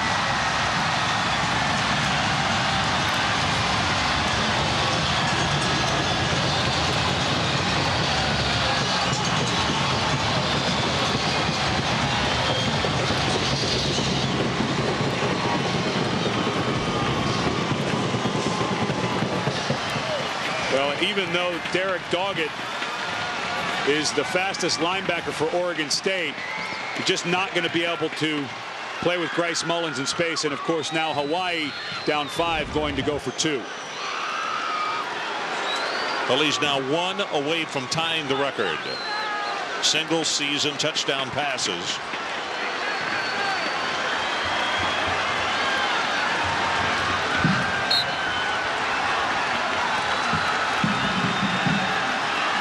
I think you're going to have some kind of crossing route here. If there's man coverage, I would suspect over to the left some type of rub route with someone coming in and rubbing off and someone breaking to the inside quickly.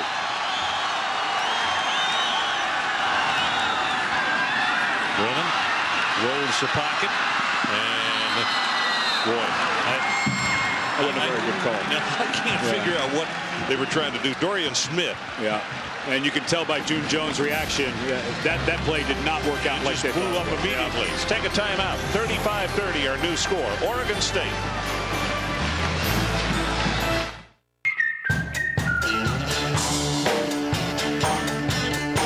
Stuck in the middle with you. Here I am, stuck in the middle with you. Yes, Introducing Wendy's Double Melt. In the middle of 2 hot and juicy fresh ground beef patties is a slice of pepper jack, cheddar sauce, bacon, and jalapenos. And now with every Double Melt, receive $1 on a reloadable gift card. Oh, that's okay. I like the middle. For flavor where it counts, do what tastes right.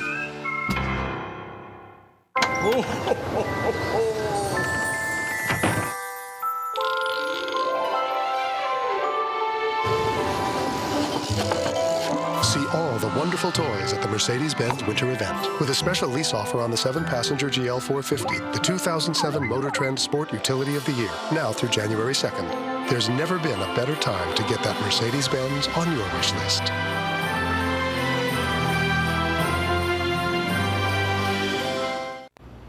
Honey, Yeah? do you know what this light switch does? Which one? The one on the right. I never used that one. All right, will you look? Yep. On, off, on. No. Are you looking? Yes. Off, on, off, on, off, on, off, on, off. Life comes at you fast. When it does, nobody covers your car like Nationwide. Investments, retirement, insurance. Nationwide is on your side. There was a time when the world lived in peace, protected by warriors astride mighty dragons. You're the next dragon rider. Gather my army, leave no one alive. You're the only one who can save us. What was once your life is now your legend. We fight as one! Aragon. This film is not yet rated. December 15th, only in theaters. So we're back, 7:06 left in our ball game, and Oregon State continues to lead. Now the lead has been cut to 5. Group of guys heading out for some night fishing. A little bit rough out there with the winds the way they've been blowing tonight. Here's the kick, kicks it away, and this one is going to be 5 yards deep and will not be returned by Lawson. And let's go down to the sideline, and Doc Punch has got more on the WAC. And Ron, let's take a look at the Western Athletic Conference Bowl commitment. You see the New Mexico Bowl there with New Mexico and San Jose State. The Sheraton Hawaii Bowl on Christmas Eve. Hawaii and Arizona State. The MPC Computers Bowl, Nevada. The Wolfpack against the Hurricanes of Miami. And the BCS Bowl, you know, Boise State probably going to the Tostitos Fiesta Bowl and possibly going to face Oklahoma, who won today the Big 12 championship over Nebraska. So 4 teams making it from the WAC to postseason play. All right, Jerry, our situation. Boy, this crowd, you can hear them down on the sideline. They are standing and making a lot of noise. Running play, nothing.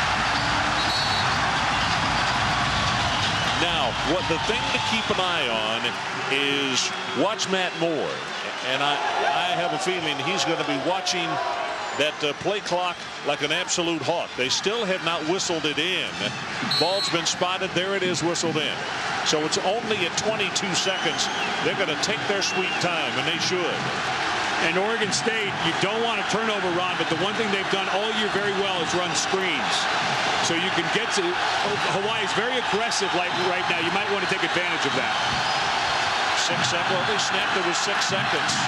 Pressure from behind. He's hit. Lost the football. And Oregon State has recovered. You could see by the reaction of Alama Francis, who made the hit. He was reacting, saying, well, we got the hit, but we didn't get the football. But now it is 3rd down. I just don't think you want to go drop back pass. All the momentum has changed. The crowd is into it. Boy, they're fortunate. Yeah. They are really, really fortunate to still have the football. I just don't think you want to stand in there and let Alama Francis turn up his motor. We already know he's got a great motor. 3rd down. They got to take it out to the 30-yard line. See what the Beavers come up with. Blitz coming off the corner. Draw play, and Bernard is going to be tackled well short at the 22-yard line. Suarez made the tackle. Well, 3 and out's not the way to go. And that 2nd down play, it should have been some kind of either draw or a screen to take advantage of the amped-up Hawaii defense, and dropping back to pass really hurt them. Loomis, boy, great average tonight, 53 yards, as long as 57. But on the last attempted punt, he dropped the snap. He's got to get away a really good one here. I'd come after him, Ron. He dropped that snap. He's a true freshman. I'd come after him. Really took his time, and he booms it. Very good kick into the wind. At the 25, spins, Bess gets away. Look out, 40, he's at midfield, and one man to beat, and the kicker made the tackle.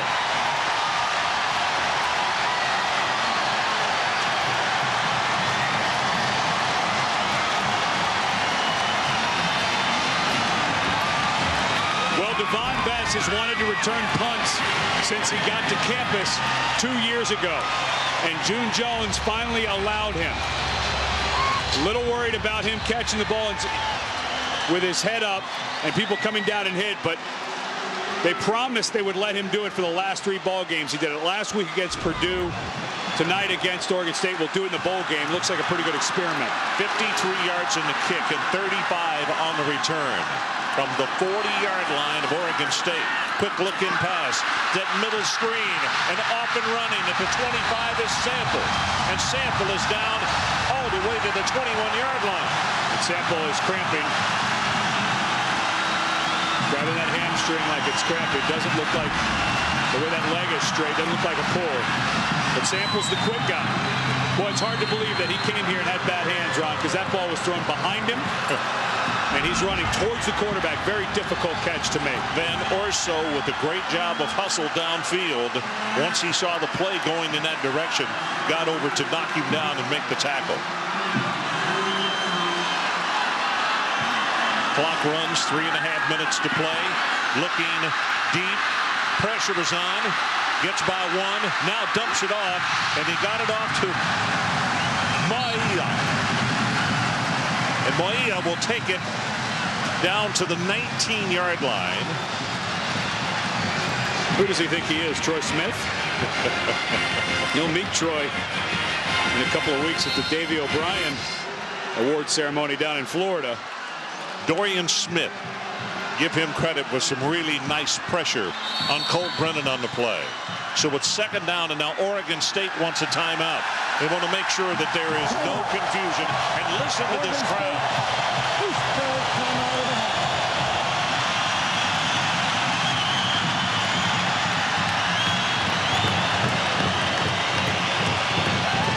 If you missed the top of the telecast tonight, you can see all those tea leaves up in the stands. We had one here in the booth. We had another that blew away. It's probably in Maui by now. 30,000 of those were given away, and that, there we go. Some of the young fans in attendance tonight holding on to the tea leaves. They declared tonight's ball game a green out of Oregon State. Well, I'll tell you, Oregon State has not been greened out so far in this one, although their back is against the wall, but they've led throughout the contest. But the fumbled snap led to the score, and then the huge return. And And this is what June Jones has been preparing Colt Brennan for. He's put a lot of pressure on his quarterback. 8 weeks ago, he went public and said he's the best quarterback in the country. And he had a plan when he did that. He believes it, but he did it on purpose because he knew these games were coming. Last week against Purdue, tonight against Oregon State on ESPN, and in the bowl game, he was preparing this young man to not be afraid of these big lights. He's now over 400 yards, 401 to be exact, 37 of 48. It's his 7th 400-yard game of the season. Under pressure, going to be sacked. That is a huge play by Dorian Smith. And how many times have we called his name tonight? Dorian, a junior out of Van Nuys, California. And the one thing that I had written by his name on my sheet, the coaches said he is beginning to learn how to play. Well, and Brennan, that was just bad blocking up front. The left side of the offensive line for Hawaii, I don't think they knew that Colt Brennan was going to be sprinting towards their direction because they just totally let Dorian Smith go. That's the 6th time that he has been sacked tonight. 3rd down, they got to go all the way to the 13-yard line. Looking, got a man over the middle, and that was good coverage by Oregon State. Jason Rivers is the man that he wanted, but Brandon Hughes had the angle. He had cut in front of the receiver. Yeah, and the crowd wanted some type of pass interference, but Hughes was just step for step. Now 4th down, 2:12 to go, down 5. You have no choice but to go for it. Shows you how big that 2-point conversion was just a moment ago. And I think it's got to be a guy like Davone Bess.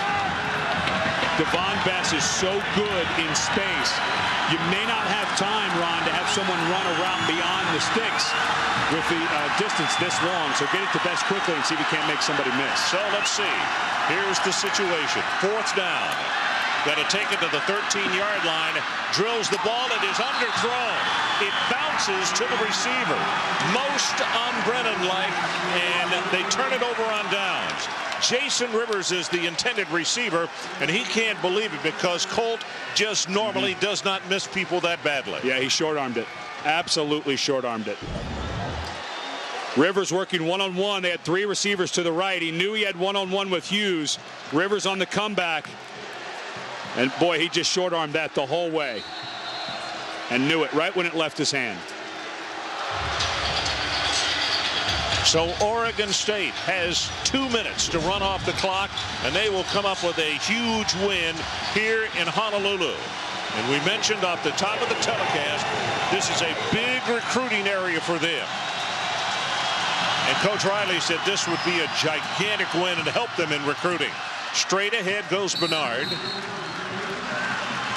And Hawaii with 1 timeout. They're going to take it right now. And Ron, they're right on that number. Is that Perry? It looks like Jeremy Perry may be down at the bottom of the pile. All Pac-10 left guard for Oregon State. But they're right on that number, Oregon State is, time-wise, where they may not even have to get a first down now with Hawaii out of timeouts.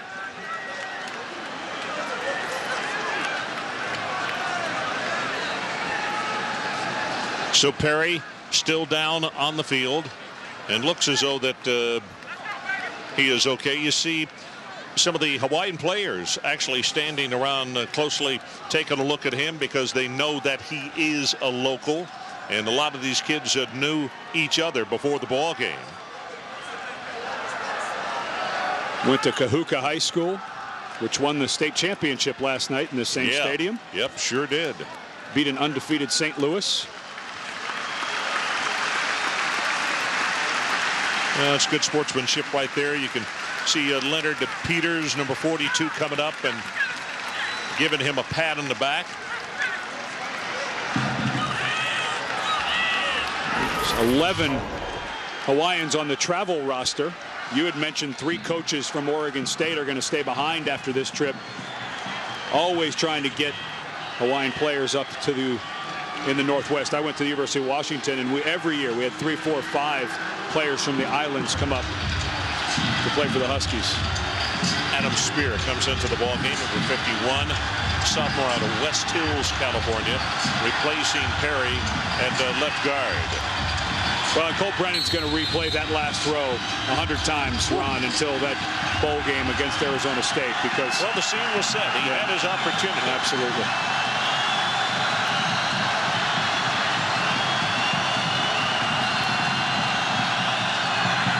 Pitches it back to Bernard, hit behind the line of scrimmage, goes down hard at the 24. That's Purcell who leads the attack. And now it's going to be third down, and the clock is running at 1:23, now 1:22.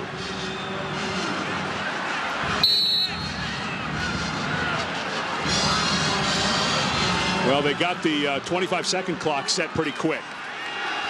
So Hawaii may yet get a chance, because I will be absolutely shocked if Matt Moore throws this ball down the field. Again, I think you can try a screen. I don't know if you want to throw this down the field.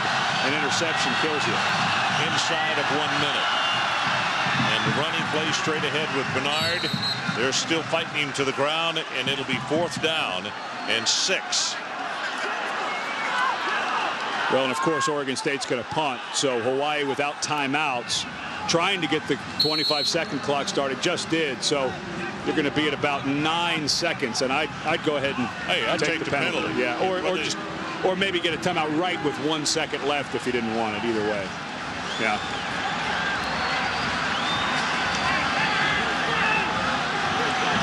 So Loomis about to kick the ball away to Hawaii. And they ran it all the way down to 9 seconds. Timeout. Oregon State. Second charge timeout of the half.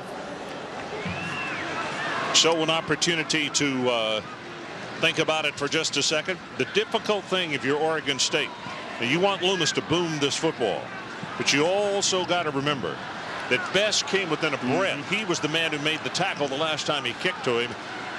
Do you kick it out of bounds, or? I think you angle kick it, Ron. You're absolutely right. Absolutely. I would not want number 7. He's every time he's touched the ball tonight, it always looks like he's got a chance to make 3 or 4 people miss and take it the distance. So I would absolutely, the wide side of the field is to the left of the kicker. I'd tell him get it to the 40 or 30 yard line and just kick it out of bounds. Do not let this young man have the ball in his hands. I would much rather have Colt Brennan trying to heave-ho one into the end zone with a couple of seconds left than Davone Bess with the ball in his hands. Now Colt down in a squatting position over across the way. I know he's not hurt. The thing that probably is injured most is pride and the fact that he feels as though that maybe he let his team down. Here's a look at that last play, that he had an opportunity to pick up the first down, and he just threw it well short of the receiver. So 9 seconds showing on the clock. Loomis waits for the snap. No, it's not Loomis. Oh, that's a good Straughter play. is in the ball game. Excellent They're going to play. run it out of the back of the end zone. He'll step out for the safety with 2 seconds left, and then they'll punt it away. Excellent play. I'm not quite sure why the Hawaii fans are booing. That's an excellent strategic play by Mike Riley. You know, if your freshman punter's in there, there's no way in the world you would allow him to turn and run. But they put Straughter back there, and he takes off and takes the slow safety. What an excellent strategic move by Mike Riley and his staff. What Mike might be saying is, you know, there's 2 more seconds he could have run off the clock. Because it doesn't matter if you're standing there on the sideline. You can stand and wait until somebody comes to hit you and then step out. Yeah. Well, and of course the clock starts when the ball is kicked this year. And so, but it cannot, the game cannot end on a kicking team penalty. So if they were to kick it out of bounds, the game wouldn't end. But I still might risk that. Ron, I just think I think you're safer with a long throw to the end zone than a guy like Davone Bess running around. He's just been too scary tonight if I'm Oregon State. It looks like Cerna. They're going to put the ball on the tee, and Cerna's going to kick it off. And let's check in with Doc Punch quickly. Doc? Yeah, they're talking to Cerna about what they want him to do down here, and they talked about squibbing it or putting it upright, putting it sideways, and that's what they're going to put it in his hands. How about the guy who won the Groza Award a year ago has a chance to run these last couple of seconds out? You know, Jerry, what he's done, and I can understand why they'd want him to squib this thing, because the ball that he's been kicking off into the wind, both in the first half and the second half, was really a knuckler and then very hard to field. He's going to put it upright. Yeah, I think it's going to be almost like a long onside kick, though, Ron. Yeah. Of course, Wisconsin earlier this year went offsides on purpose. And now it looks like another timeout has been called by Oregon State.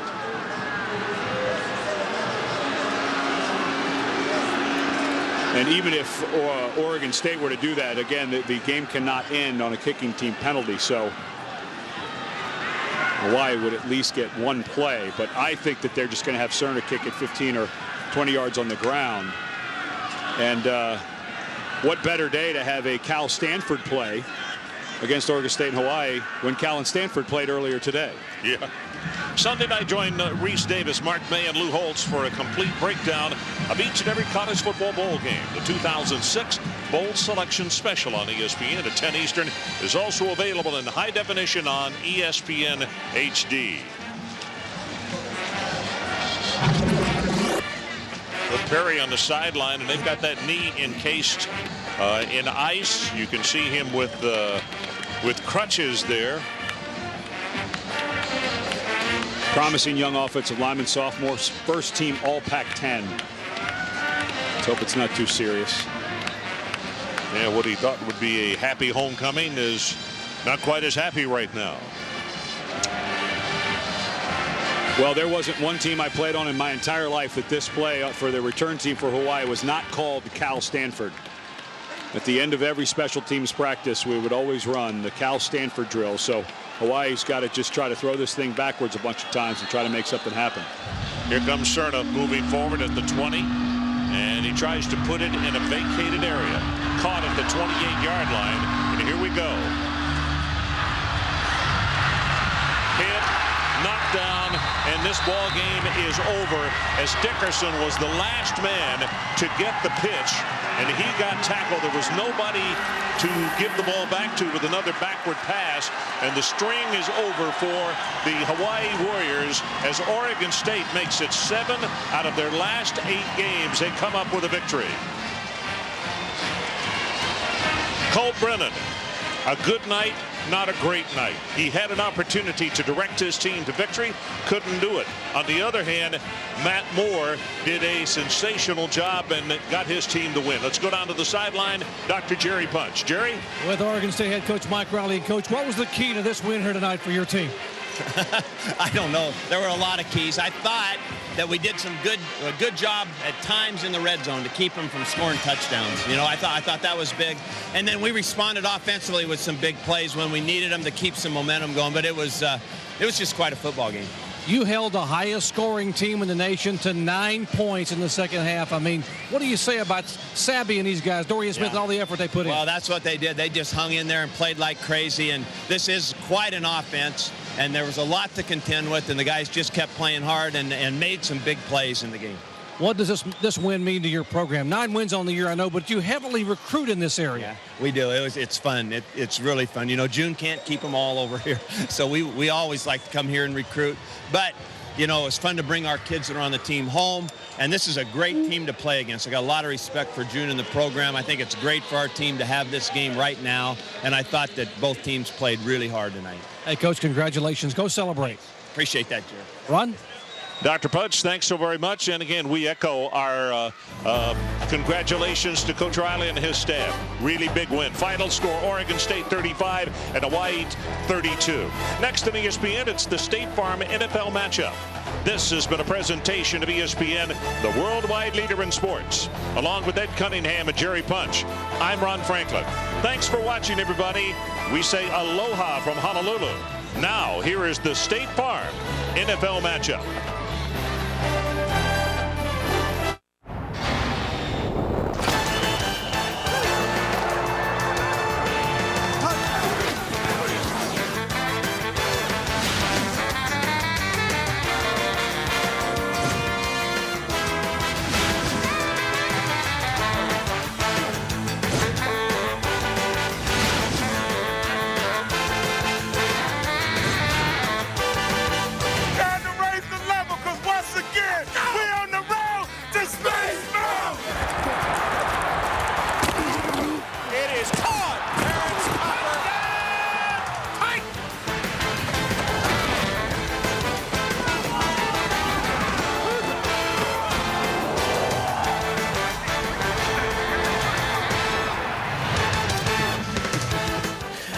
everybody. Welcome to State Farm NFL Matchup. Sal Palantonio, Merrill Hodge, you know Ron Jaworski. It is Week 13, guys, and we have an unprecedented situation in the National Football League. 3 playoff teams, 3, count them, have serious issues at the quarterback position. We start with the Denver Broncos. They have benched Jake Plummer. You go to New York, Eli Manning is in a funk. And in Chicago, well, Rex Grossman, we don't know what Rex Grossman is, Jaws. He's up, he's down. It's boom or bust with this guy. Let's look. I know Haji's not a stat guy. They're usually useless when they come. But let's look at his quarterback rating in the last 6 weeks. 10.2, 137.4, 36.8, 105.7, 84.1, 23.7, way down. It's like a yo-yo. It's like Six Flags. It's like a roller coaster ride. That's a good line, Haji. I like that. Will you guys just relax? Okay. Well, make sure you stay relaxed. I will.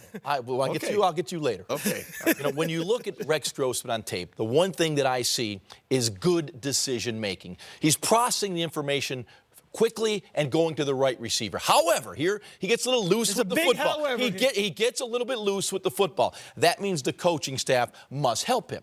They throw a lot of low percentage balls down the field. Post, corner, square in. I think they need to get more short passes, high percentage passes, and a little more maximum protection to allow him to get comfortable. Relax. Rex is going to be fine. Well, I do believe that Ron Turner, the offensive coordinator, does those things. And I've said this since we've been on this show. A coach has all the power but no control. Once you go inside the white lines, what you've been taught how to manage is up to you as the player. That's why when I look at Rex Grossman, he has enormous confidence. There's no question about that.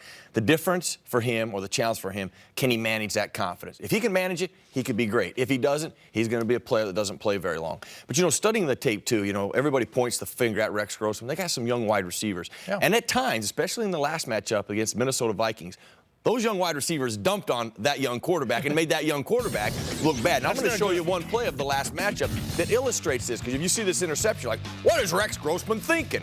First thing, we got to identify safety. Single safety, Dwight Smith. Bernard Berrien, the wide receiver. That is going to be the focus. This is the route that he must run. Does a great job of, first of all, attacking the corner and the safety, both getting them vertically as he threatens the corner. But he should now bring his route flat across the field. That is what Rex Grossman is anticipating to happen, because that was what Bernard was supposed to do.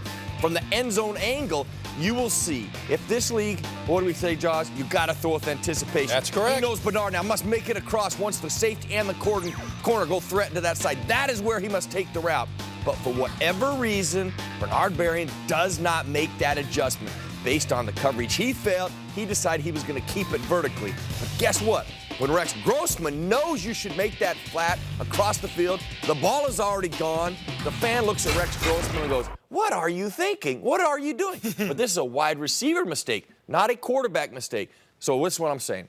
Rex Grossman has to manage his confidence, no question. But they got some young wide receivers. Aside from Musa Muhammad, this is a young group. They have to mature and get better as well. Our next matchup, Saints and Niners. And I want to stay with the quarterback theme, Jaws. Drew Brees, let's face it, shocked this league. He was injured. He was available. The Dolphins pass on him. Sean Payton, you know, basically takes a risk with the guy, and he has just been gold for the Saints. He has a good field general, very accurate, and explosive in that offense from the start. Oh, you are correct, old wise one. And this offense in New Orleans has been remarkable when you consider the time that they have been together. It's not been a team that's been working together for years. You know, and Merrill talked about the Chicago Bears and their young players not being on the same page, not working in harmony. Well, the antithesis of that are the New Orleans Saints. They are making adjustments on the move, and they are the right adjustments. And when you want to talk about explosive plays, you talk about the New Orleans Saints. They have 49 pass plays of 20 yards or more. That is the best in the NFL. Here's one of them. This was last week against the Falcons. I want to start with pass protection. The Saints blocked with 8 to ensure a clean pocket for Drew Brees. Maximum protection has always been a signature of Sean Payton's offensive approach. When we switch to an isolation look from the sideline, you see Devery Henderson in the slot and Joe Horn split outside. With the 8-man protection, it's a 2-receiver route. Focus on Horn. His called route was a bow out. As Joe began his break to the sideline, he saw that corner D'Angelo Hall had taken that away. Watch how Horn adjusted to the coverage and converted his route on the move. He broke to the inside, away from Hall, and into a void in the secondary. Now let's look at this play from the all-22 perspective. Breeze had to read the coverage with the same set of eyes as Horn and simultaneously anticipate Horn's move to the inside. The ball is out of Breeze's hand before Horn is out of his break. The defense initially won, but Breeze and Horn countered and produced yet another explosive pass play for New Orleans. Up next, the matchup of the week, the Cowboys and the Giants. What's wrong with Eli? Jaws has the answer. That's right, Sal. Okay, looking good. You know, Al, with your good driving record and your son's good grades, I think we can save you a few $100s. That's great. State Farm's got football fever. I never get used to that. You'll get it too. That was excellent. They love this time of year. To see how much you can save, call an agent or visit statefarm.com. The last sound you hear before you step on the field. Click, clack.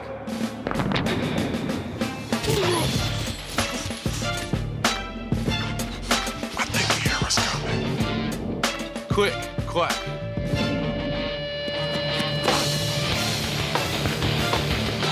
Click, clack. Click, clack. I think the air is coming.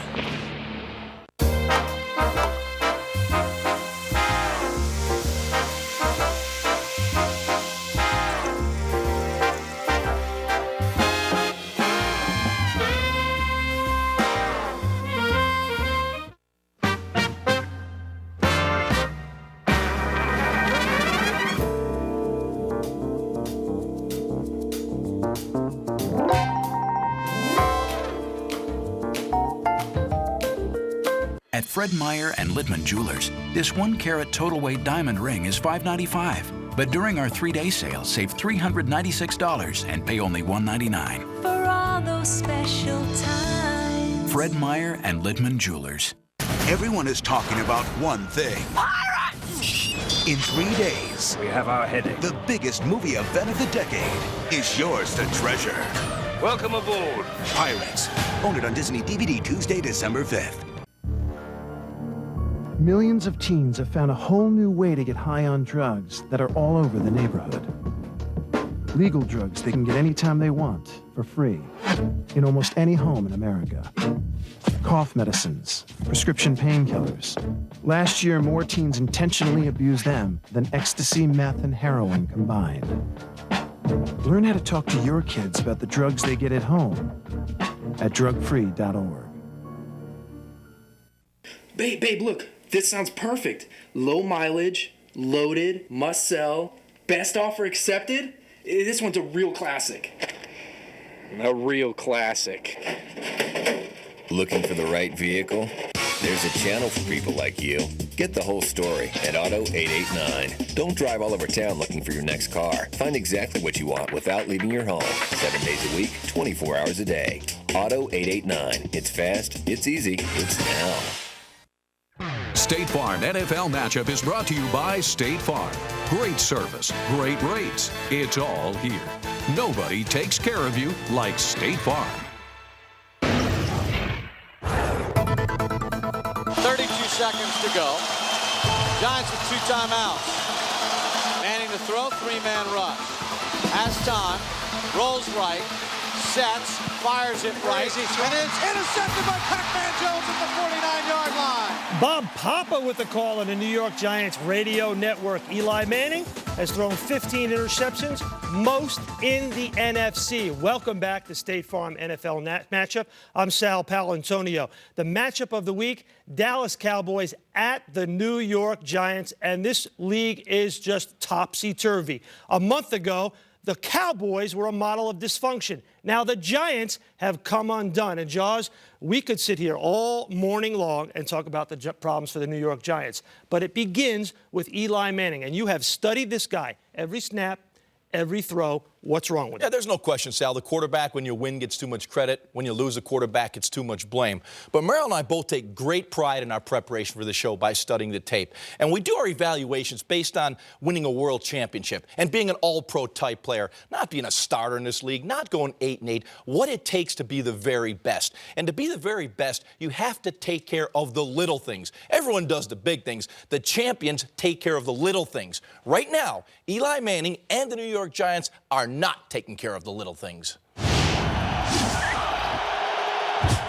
On this 4th and 3, it appeared to the untrained eye that Giants right tackle Kareem McKenzie was beaten, leading to pressure on Eli Manning that resulted in the incomplete pass. A study of the coaching tape showed me that Eli was the problem on this critical play. The ball was set just inside the right hash mark. Manning's drop should take him straight back, where he should set and deliver the football. But watch closely as Eli dropped back. He drifted to his right, just outside the hash mark. This took him into McKenzie and defensive end Kyle Vanden Bosch. McKenzie did not get beat. The pressure on Eli was self-inflicted and prevented the completion to an open Tim Carter. Spin it forward. The Giants led 21-0 with just over 13 minutes to go. It was 2nd and 4. The Giants came out in an empty set. This really surprised me, especially with a struggling quarterback. Eli saw no safety in the middle of the field, correctly read blitz, and called Tiki Barber into the backfield to help with protection. You'll see that Manning perceived pressure and rushed his throw. It certainly didn't help that Plexico Burress quit on his route.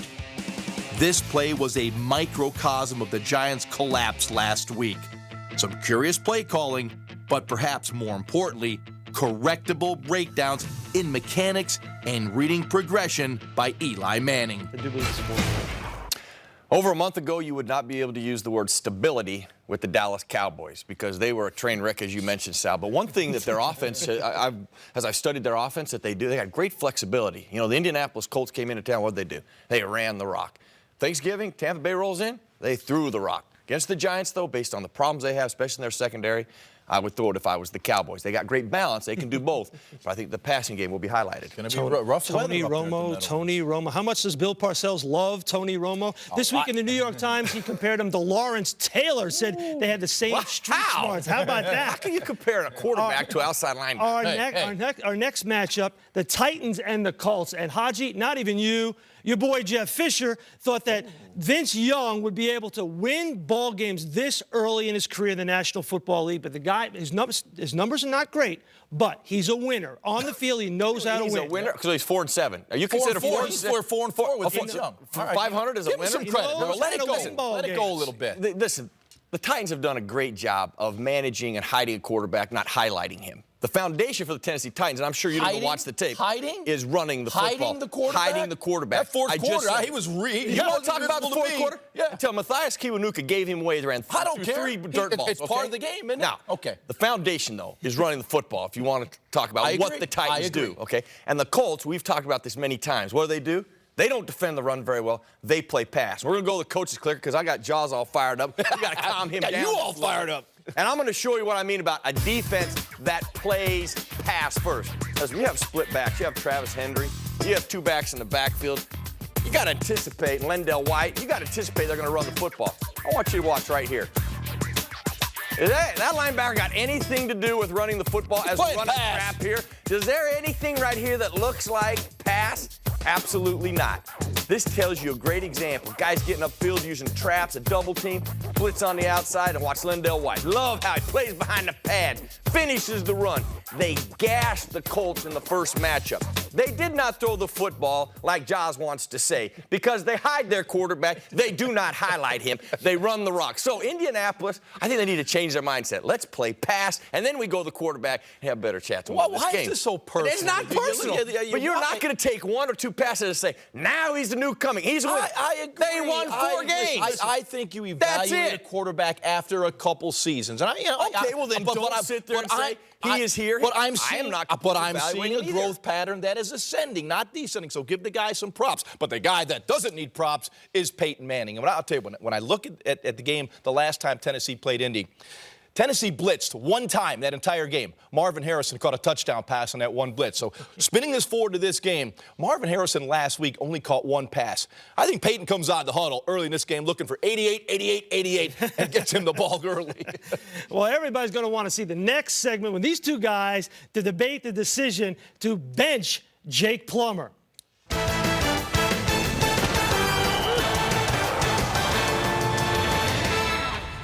Today, I earn rewards points wicked fast with my City Premier Pass credit card, and I do it blindfolded.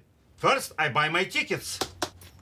Which airline? Any. I earn points on all the airplanes. Notice that I earn points for the miles I am flying. Mind you, I'm still blindfolded. Don't forget the airline still gives you your frequent flyer miles. The City Premier Pass credit card is the fastest way to earn rewards points. Rewarding. Very, very, very rewarding. My kids call me the finisher. Finish up in there. Okay. Finish your homework? Yes. Finish your vegetables. Something I thought I was finished with? Managing my acid reflux disease. I thought it was just bad heartburn, but my doctor said over time, stomach acid was damaging the lining of my esophagus. She prescribed Nexium, said I needed more than heartburn relief. My esophagus needed repair. One prescription Nexium pill a day not only relieves my heartburn, it healed erosions in my esophagus. So I don't just feel better, I am better. My doctor did say headache, diarrhea, and abdominal pain could be side effects of Nexium, and other serious stomach conditions may still exist. This holiday season, visit purplepill.com for up to $30 off your next prescription of Nexium. I tell him you shouldn't do anything halfway. Let's finish up. If you're without prescription coverage and can't afford your medication, AstraZeneca may be able to help. Wouldn't it be great to hear exactly what you want on radio? Then say yes to over 130 channels of Sirius satellite radio. Say yes to 100% commercial-free music from rock to pop, hip-hop to country. Yes to every NFL game, the NBA, college sports, and NASCAR coming this January. Yes to comedy, news, talk, and more. To a subscription that's less than 50 cents a day. Say yes and join over 10 million listeners. Say no to regular radio. And now get a radio plus a 3-month subscription for less than $99. Sirius, the best radio on radio. John Scheer, CEO and founder of Video Professor. You know, after teaching people how to operate their computers for over 15 years now, I'm amazed that there are still people that don't have computer skills, like Windows, word processing, the internet, and email. If you're looking for that new job, or maybe it's just balancing your budget, or even helping your kids with homework, these aren't handy skills to have, these are essential. If you're having trouble learning the computer, I'm going to help you out with a free learning lesson of your choice from Video Professor. Let me show you how simple this is. You put the CD in your CD drive. The lesson plays just like a video on your computer screen. The best part about this offer, this is free. You just pay a small shipping and processing charge, and I'll even refund that if you're not satisfied with my product. It's free, the risk is free, so what do you got to lose? Try my product. To get your free computer learning CD, you must call now. Call 1-800-874-9138.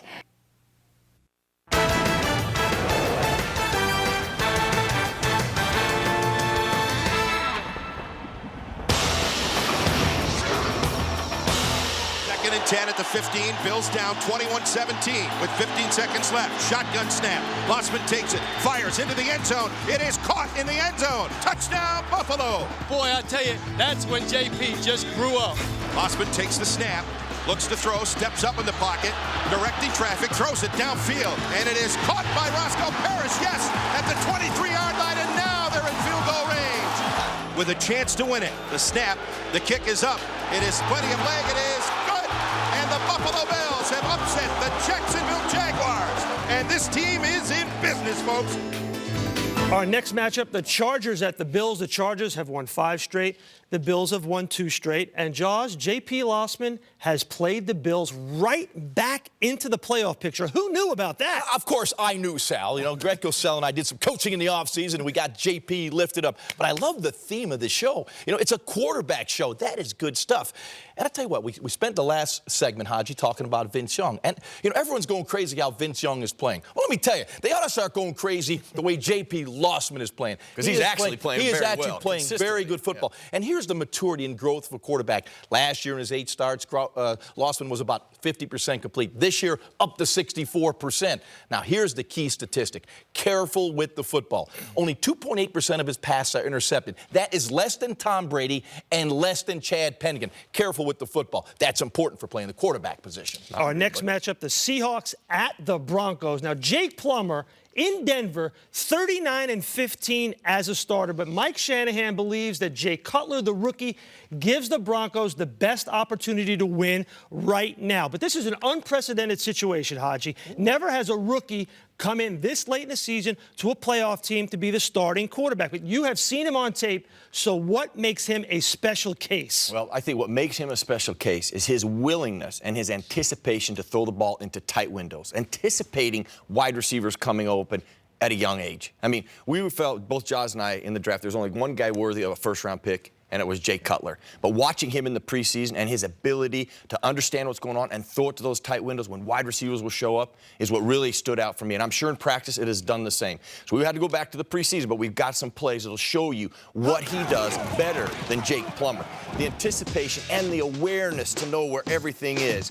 There's Jake Cutler. He's always under the center, right, Josh? Usually. Tight end's going to run a crossing route. Now, there's the route combination, but we're going to have to go to the end zone after we see the play fake to really appreciate how he gets the ball to the tight end who's coming across, because he's going to have pressure. But when you're a young guy, usually when you get pressure, guys want to run right away, or they make bad decisions. Well, watch this. Watch how smooth he is. Little Tom Brady, looks downfield, understands where his tight end is, understands the pressure, feels that, and then he moves as he looks down here. He never looks to just run the football. Perfect throw on the run to his tight end. Go to the Detroit game. End zone angle really shows about anticipation, windows, the tight end going to come to a seam route down the middle. But watch the linebacker. Watch the coverage. Watch where he's open. He's not open now. But Jay Cutler's already decided he knows where the ball must go into that small window between two defenders where only his tight end can make the catch. The anticipation, the willingness to throw it into tight windows is what really makes him special. Made him special in college. He didn't have all the weapons that he had at USC and Texas. He played with lesser talent. But this guy is the best at anticipating in those tight windows and gives them more of a vertical threat than Plummer did. Nice job. You're doing passing plays now. You are learning, my Coming friend. around, brother. I'll tell you what, I actually like this move. Mike Shanahan has always been a great designer of offense.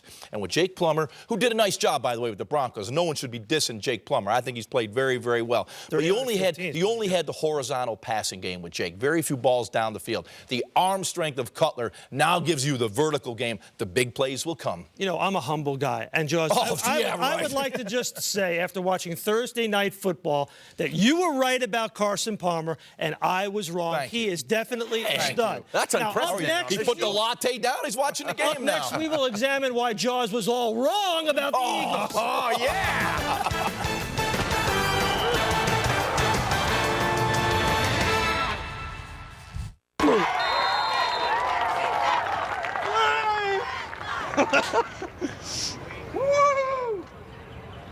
This group, come on. It's not easy going it alone. That's why we're making it easier than ever to get a State Farm agent for car insurance. Call an agent's office 24/7. Stop by or go to statefarm.com to get an agent who's there for you. Online, on the phone, or in the office. Like a good neighbor, State Farm is there. Today I earn rewards points wicked fast with my City Premier Pass credit card, and I do it blindfolded. First, I buy my tickets. Which airline? Any. I earn points on all the airplanes. Notice that I earn points for the miles I'm flying. Mind you, I'm still blindfolded. Don't forget the airline still gives you your frequent flyer miles. The City Premier Pass credit card is the fastest way to earn rewards points. Rewarding, very, very, very rewarding. Tell her how your love has grown with the Journey pendant for $89. The Jewelry Exchange imports diamonds direct from site holders and manufactures jewelry using the latest technology. Compare the top chain store's 91-point platinum band for $4,100 with the Jewelry Exchange's 1 carat for $13.90. 2-carat Tunnel of Love bracelets are $3.99, 3-stone $139, and 1-carat studs $3.99. The Jewelry Exchange guarantees their jewelry to appraise for double. Buy factory direct and save. The Jewelry Exchange with superstores nationwide. What's up? Nothing. Check this out. Is that what you call a chair in Minnesota? It's game time. Bring it! Oh, yeah. Get the widest selection of your favorite team's gear at NFLShop.com. I want that! NFLShop.com. Turn left. It's a left up here. Is that the new BlackBerry from Sprint? Yeah, fast downloads, GPS, my calendar. I'd be lost without it. That's cool. BlackBerry devices powered by Sprint, now with real-time GPS capability. So he's really... Yeah. It's a left up here. Get new BlackBerry devices at Sprint or Nextel stores or call 1-8-SPRINT-BIZ and get on the nation's largest mobile broadband network. Sprint. Power up. Hi, honey. We're here to help you decorate. Sorry, guys. I went to the Home Depot. Oh, no, she's the decorator. Come on, Warren. Introducing Holiday Home Accents from the Home Depot, an exclusive new line of decorations and accessories to help fill your home with holiday cheer. Holiday Home Accents, only at the Home Depot.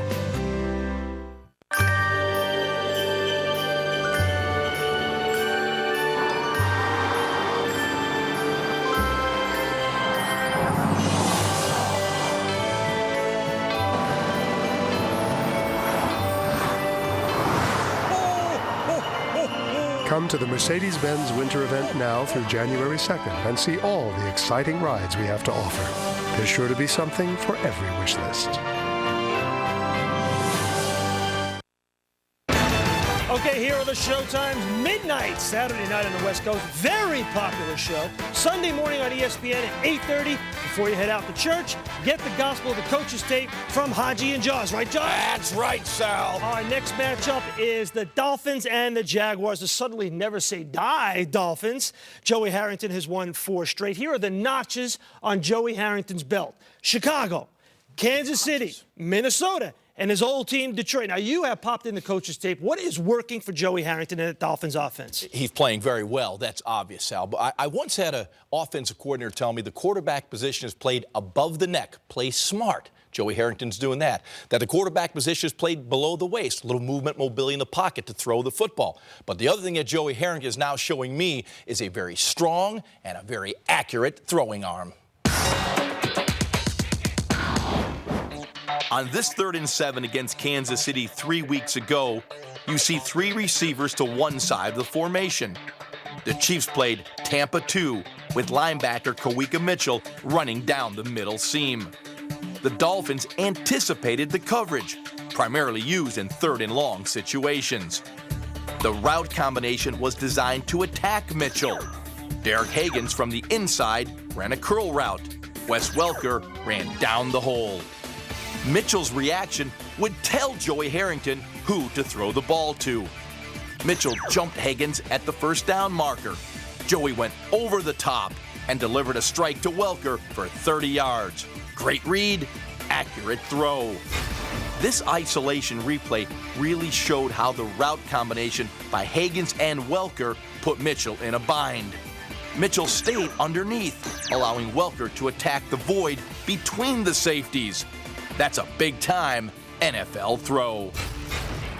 When I played for the Pittsburgh Steelers, I used to stand by our defensive coordinator at the time, Dom Capers, who was the defensive coordinator for the Miami Dolphins, and I learned more about defense during the course of practice than any time in my career. You know, I'm studying the tape and watching Detroit Thanksgiving. They're playing a lot of 4-3. They're predominantly a 3-4 team.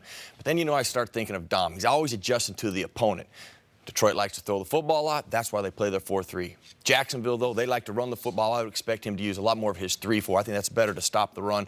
Dom Capers, one of those great defensive coordinators that turned this defense around. Jason Taylor having an amazing year. Could be defensive MVP, but I expect a lot of 3-4 in this one to defend Jacksonville.